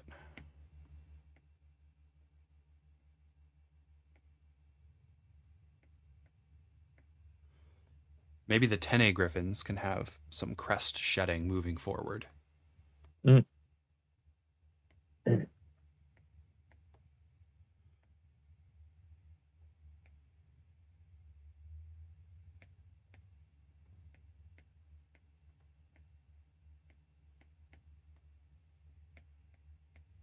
because we will. They're the one, and yeah, and we'll develop them out, and some of them are going to be. This is going to be the ones that are going to go become bipedal as well. Yes. Hi, oral anatomy, and Hmm. anomaly. Oh my gosh, Oh, it's hot here. It's like almost 30 outside today.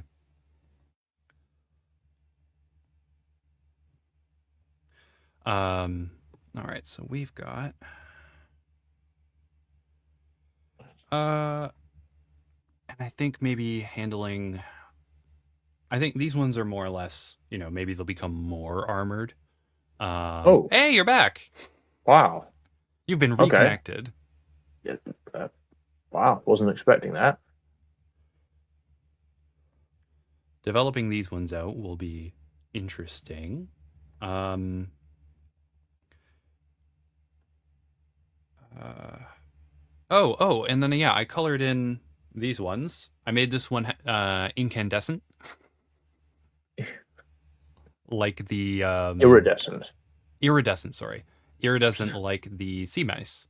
Uh, Though I do also like the ideas of having some that are darker as well, especially the ones that are Mhm. maybe more terrestrial and arboreal, like engaging in like having like maybe black and white stripes with like bright red Yeah. scales.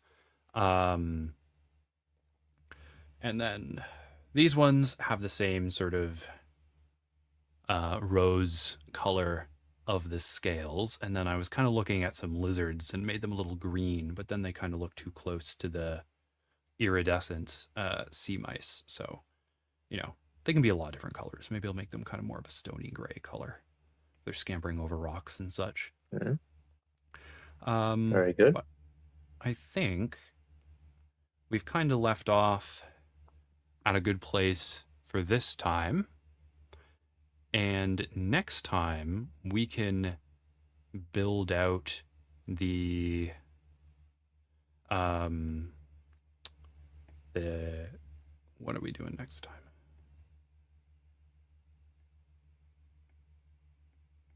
Yes. Next time we can look at the descendants of the Tene griffin and kind of develop out the um the orange griffins.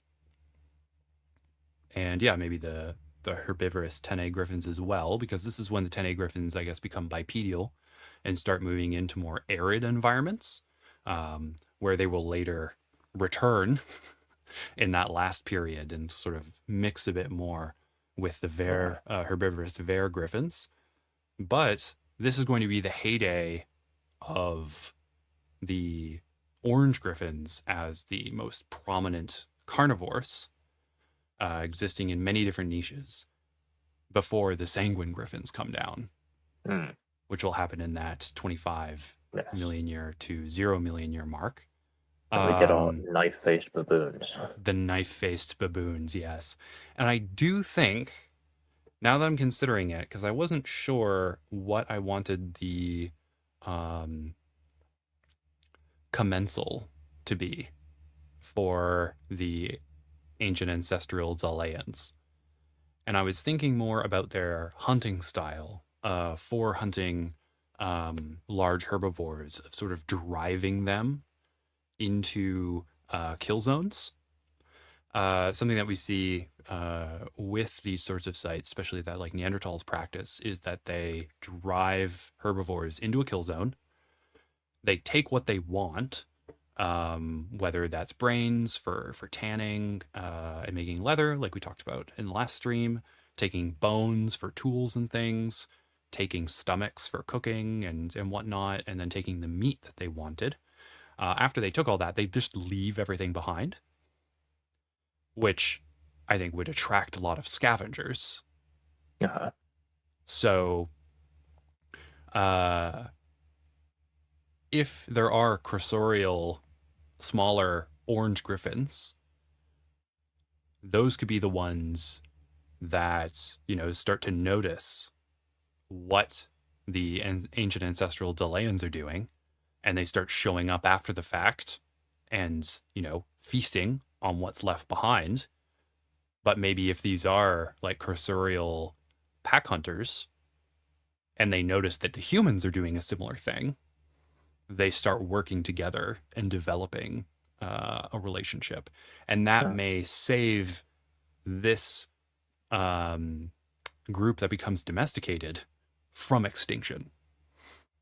Ah, Because the rest of these niches are slowly being taken over by the knife-faced baboons, yeah. and approaching climate changes that kind of separate the Dovian Paleolithic from the migration period, uh, where the kind of like contemporary Dovians start spreading out, and well, the Zaalean Dovians start spreading out, and sort of ancestral Zaalean Dovians spread out and start mixing with the ancient ancestral groups from other places. You know, there may be fewer like smaller orange griffins left over. So it'll essentially just be these as the smaller ones, and maybe there's, you know, and then of course we'd have the apex, which are the descendants of these orange griffins that are kind of still in those big niches because they're the biggest things, and the knife-faced baboons haven't made it in there yet. But I do think that would be fun. I think that would be an interesting way to go with it. Yeah, that's a cool idea. So the dogs will be beaky, with scales on their backs. So I'm excited about that. But yeah, we'll work on that next time. What do we got? Oh, you love that? Yeah, love that. Fantastic. I was thinking that would be a fun thing to do. Oh, before we go, everyone's favorite type of planet. We've got high gravity worlds. Kate likes icy moon with your open style ocean. Yes, icy moons are very cool, and Enceladus is mentioned too. Do you have a favorite planet type? I'm relatively boring in that I've not I tend not to mess around with planetary characteristics too much and tend to stick with pretty Earth-like setups. So I guess just Earth-like, possibly my favorite, I guess. Although I do tend to prefer lower gravity planets just because when it comes to spec bio, you can just justify a greater variety of like limb designs and limb configurations, because past a certain point of gravity, you just end up with everything needing to have, you know, very just ramrod straight column-like legs, and there's only so many ways that you can design that to make them look unique and interesting. Whereas with lower gravity, you can not only can you justify more legs, like generally speaking, very generally speaking, the higher gravity you have, the smaller number of legs we would expect the animals to have, just because it's just more efficient to have a smaller number of very robust weight-bearing legs than a large number of just less robust legs. So having just more limbs to play around with and more positions that you can put them in just makes for just a greater diversity of forms, which I just like. So yeah, low gravity Earth-like, I guess, is my vote. Low gravity Earth-like, excellent. We've also got continental super Earths. I guess that's opposed to just like ocean worlds that are super Earths. Where do I fall? I like Titan. I think Titan is very cool. And particular, like I'm thinking of there's I guess they call them tabletop role-playing games now. Back in my day, they were just called role-playing games. It's called Eclipse Phase, and I remember Eclipse Phase. Wow. Yeah, they got a new edition. That's like the transhumanist future space one, right? Yes. Yeah. And I love running Eclipse Phase, and like, running on smaller, bodies like dwarf planets and stuff like that was always very cool. So I like the dwarf planets. But then what the folks did with Saturn and Neptune and stuff like the outer rim was always very interesting, and the kind of setting that they made on Titan. I thought was like very compelling for like role playing stuff like that, and I had the idea of having people who transhuman people that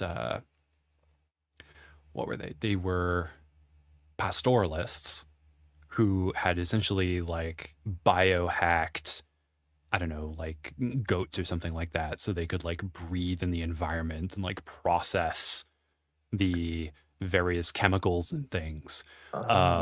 And so these pastoralists use these like transhuman biohacked animals to process chemicals and then sell them or trade them for credits or influence or whatnot. And these transhumans, like the morphs, like the sleeves that they wore, their bodies were specially designed so that they could live on the surface of Titan.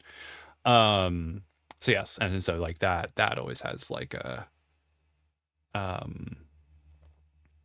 you know cool place in my heart because I spent a lot of time It thinking about reminds Titan and me its of, I can't remember the name of the book now, but there's a sci-fi series where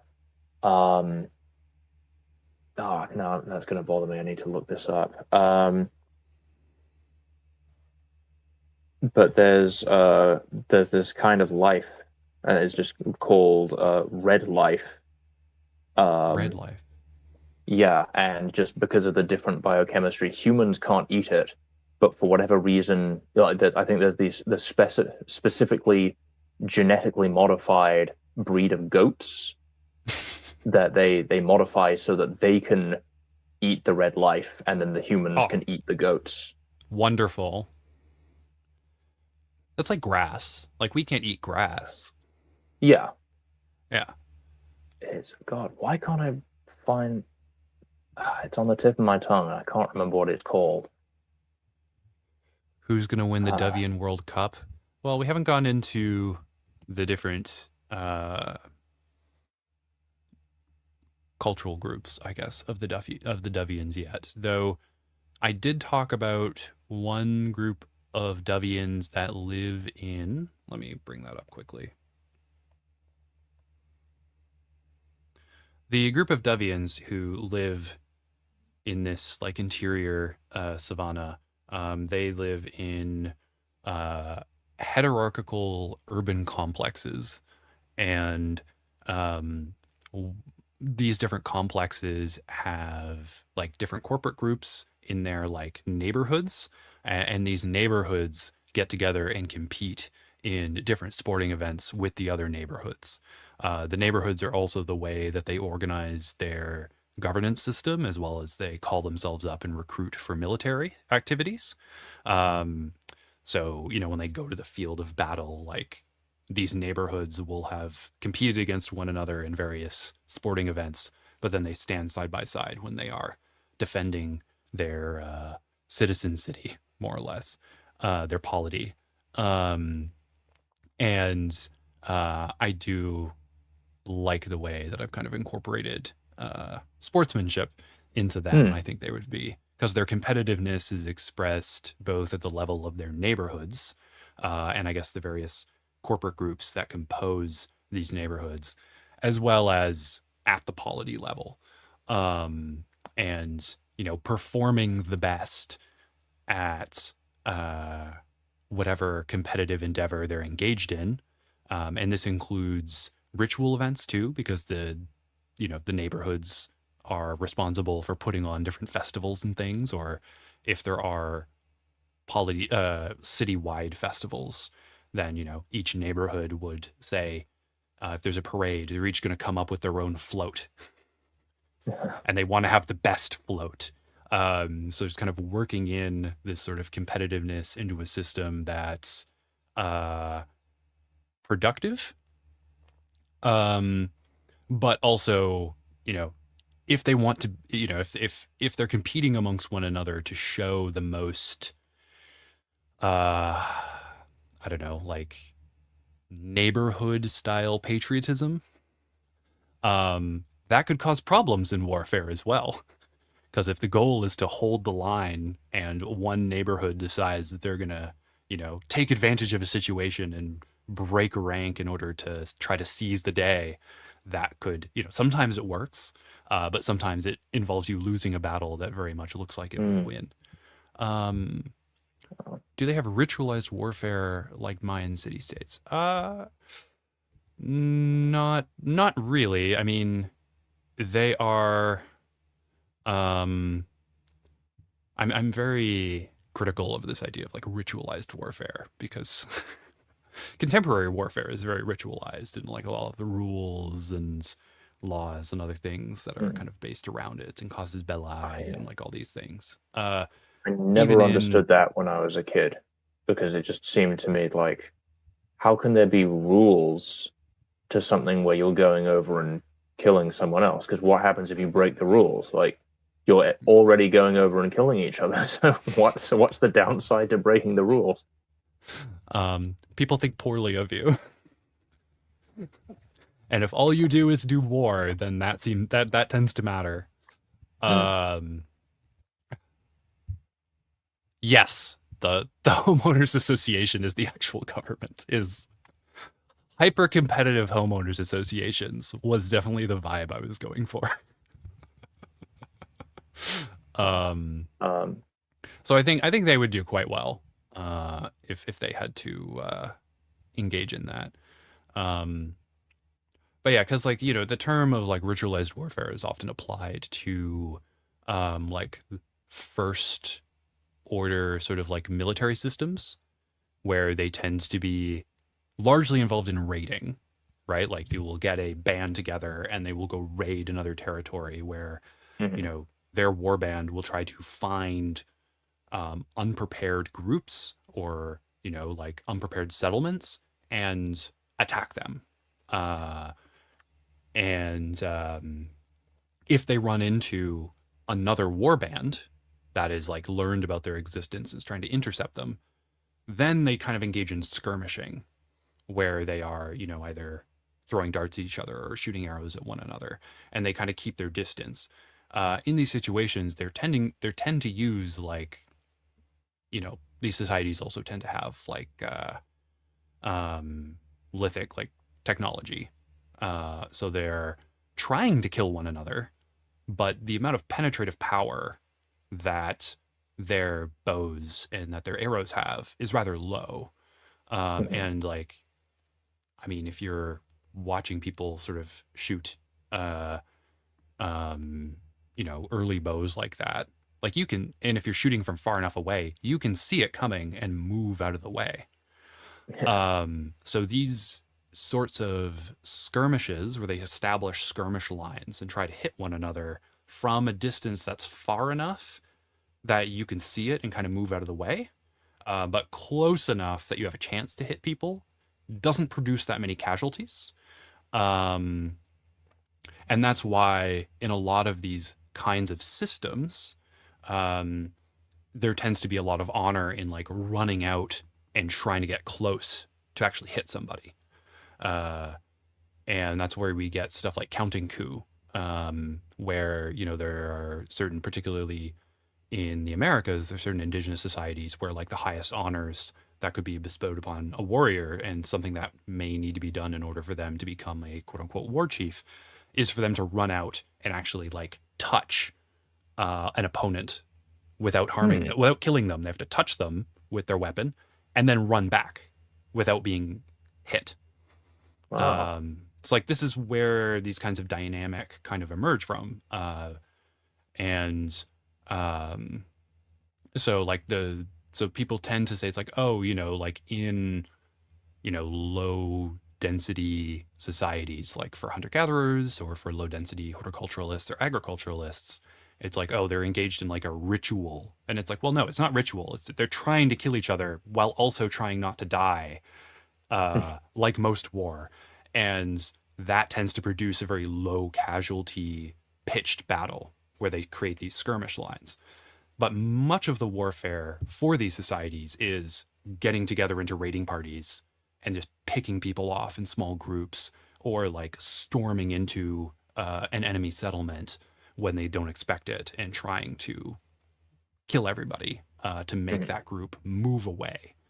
So like, you know, that's the though we do have some societies that participate in this sort of first order military system that do wear armor and do have shields, and that kind of changes the dynamics a little bit, because if you have armor, then they try to close into shock, like melee combat, and it's kind of from that development that we tend to move on into these like secondary military systems, which is what we tend to associate with like the ancient period and the medieval period and into the modern period, really. You know, the sort of modern military system, which kind of relies on the kind of technologies that we've developed in the industrial period and like World War II and stuff like that, is quite distinct from stuff before it. Reminds me of Papua New Guinea. Yeah, that's exactly those groups. And I think there's like some recordings online of that sort of warfare. Like that is like a very typical kind of like pitched skirmishing battle for like a sort of first order like military system. And I say first, but like, you know, this sort of military system persisted until quite recently, and like most wars that were fought would have been fought with this system over like the long course of human history and prehistory.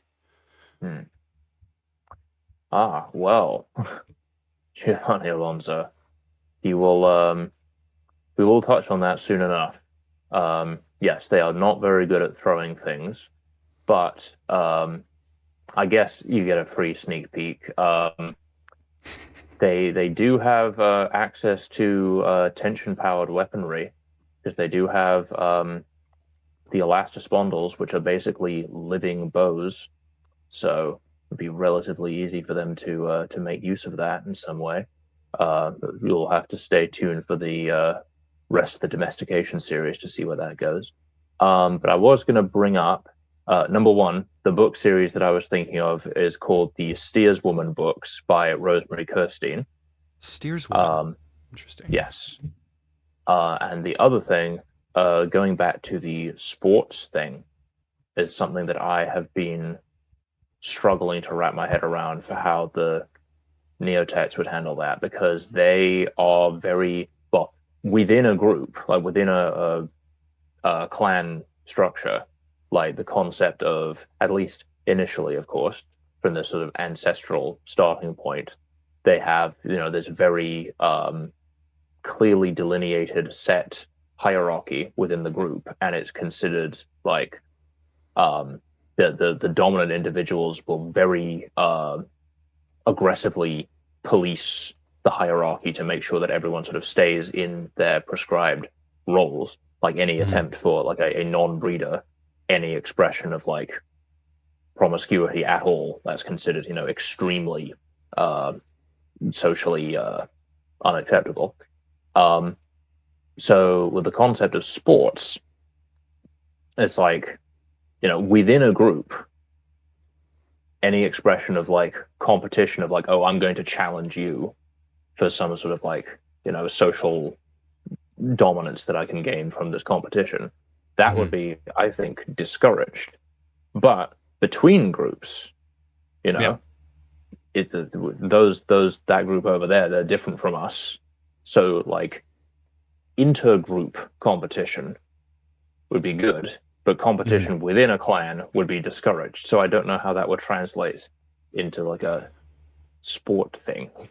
Well, I mean, you could start with just play, right, in games, and I mean like the bachelor Neotechs, they tend to compete amongst themselves. Yeah, competition among males is definitely more sort of fluid than for females. The females have this very rigid queuing thing. So then, you could have, um, there could be sports could be like heavily gendered, Mm, but in a different way than it's usually imagined for, like contemporary, Western society, I suppose. yeah. Or like patriarchal society more broadly, I'd say, where, sports tend, especially I would say in the popular imagination, sports tend to be more associated with men. Um, and I mean, we can even like see that with like the popularity of different sports as they're televised with like men's and women's leagues and stuff like that. But like, for yourself, like the subordinate gender could be the one that's like engaging in sports and competition. It could be another way for them to Mm, try to get attention from, like mm, the matriarchs or what have you. yeah. Because also among the neotext, the things like physical strength and like toughness and endurance, these sorts of things that would be, favored in like physical sports, those are all considered to be quite feminine characteristics.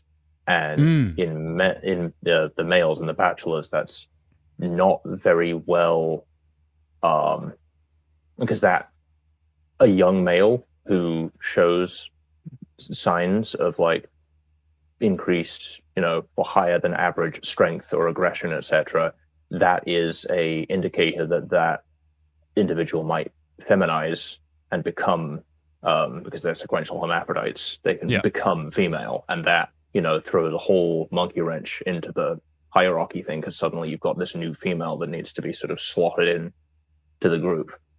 So Well, and then, generally, and I think mhm, like the slotting into the group, I mean, because the neotechs, now that they have like society, have, they can form more complex alliances and things like that. mhm, Like if a, you know, if one is like demonstrating these like feminine qualities through certain sports, then that could be something that um, the the matrix or whatnot are paying attention to and like forming alliances, grooming someone, like trying to bring them mhm. into that system. And I'm sure there's like politicking that's happening amongst the queue, right? To try to Yeah, yeah. like change the queue. And um, for the female neotechs, sports could be a way to do that.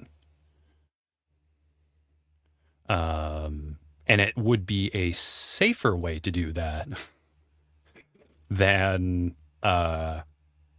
goring each Just other or yeah, something. just out and out fights. Yeah. Yeah, yeah. So so we could see, yeah, and we could also see like like just play among neotechs. Like the sport for neotechs could be something as simple as like a block stacking game or something like that. And then rules start emerging around how you play the game, and maybe they have teams, or maybe they do a relay or something like that, and then it becomes like competition, um, and it could be, yeah, like very, it doesn't necessarily have to be like a ball game or something that they're doing, or something that's more physically exertive. It could be something Yeah. that's more timed and creative. I mean, yeah, the males, but yeah, the primary way that they express themselves is through, like, making stuff. That's kind of their whole shtick. So I guess that Yeah, could be sort of turned into a sport of sorts, depending on what your yeah, definition of sport is, I guess. yeah, and like you could have, I mean, there's sports, there's team sports, right? Um, and yeah, and I think the sports could be heavily gendered as to which sports each group plays, and some of these sports could be associated with like mating rituals and display, like trying to attract a mate or show Hmm. how clever. I mean, we've talked about like architectural science fairs or whatever in the Yeah, past. the World's Fairs idea, where the the Yeah. different groups, all the bachelors come out and they construct this giant sort of crazy like architectural just like showcase event of all these weird things that they've all made together, and then the bachelorettes come in and judge them all. It's just a very fun idea. So like, we could have you could have sports like that, and then you could also have sports that are, more or less demonstrating like, the more feminine traits, right? So like that's a different one. And I think as it mentioned in the comments, like, you know, sponsoring feminine bachelors and like maybe, finding out which ones could be groomed into it.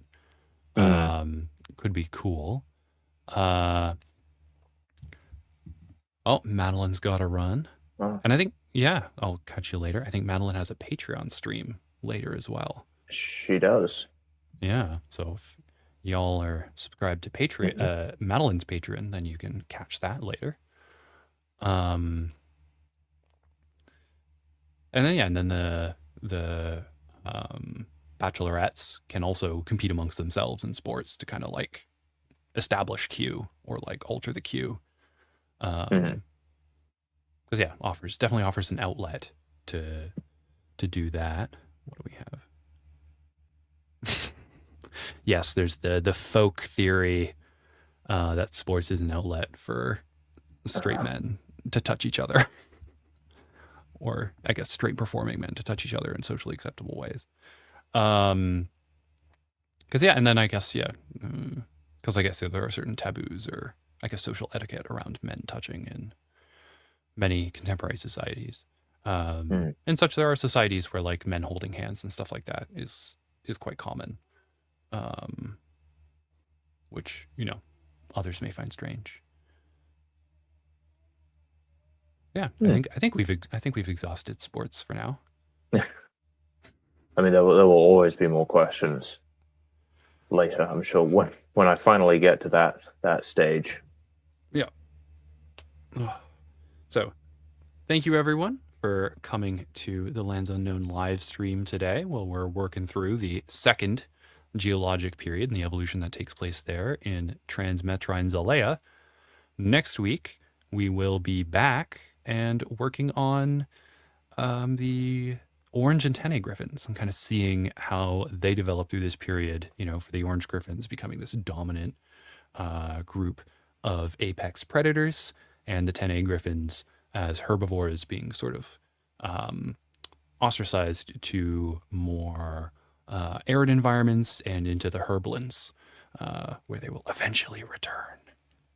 Yes. Triumphant return. Triumphant return. So we will catch you next time. Bye-bye.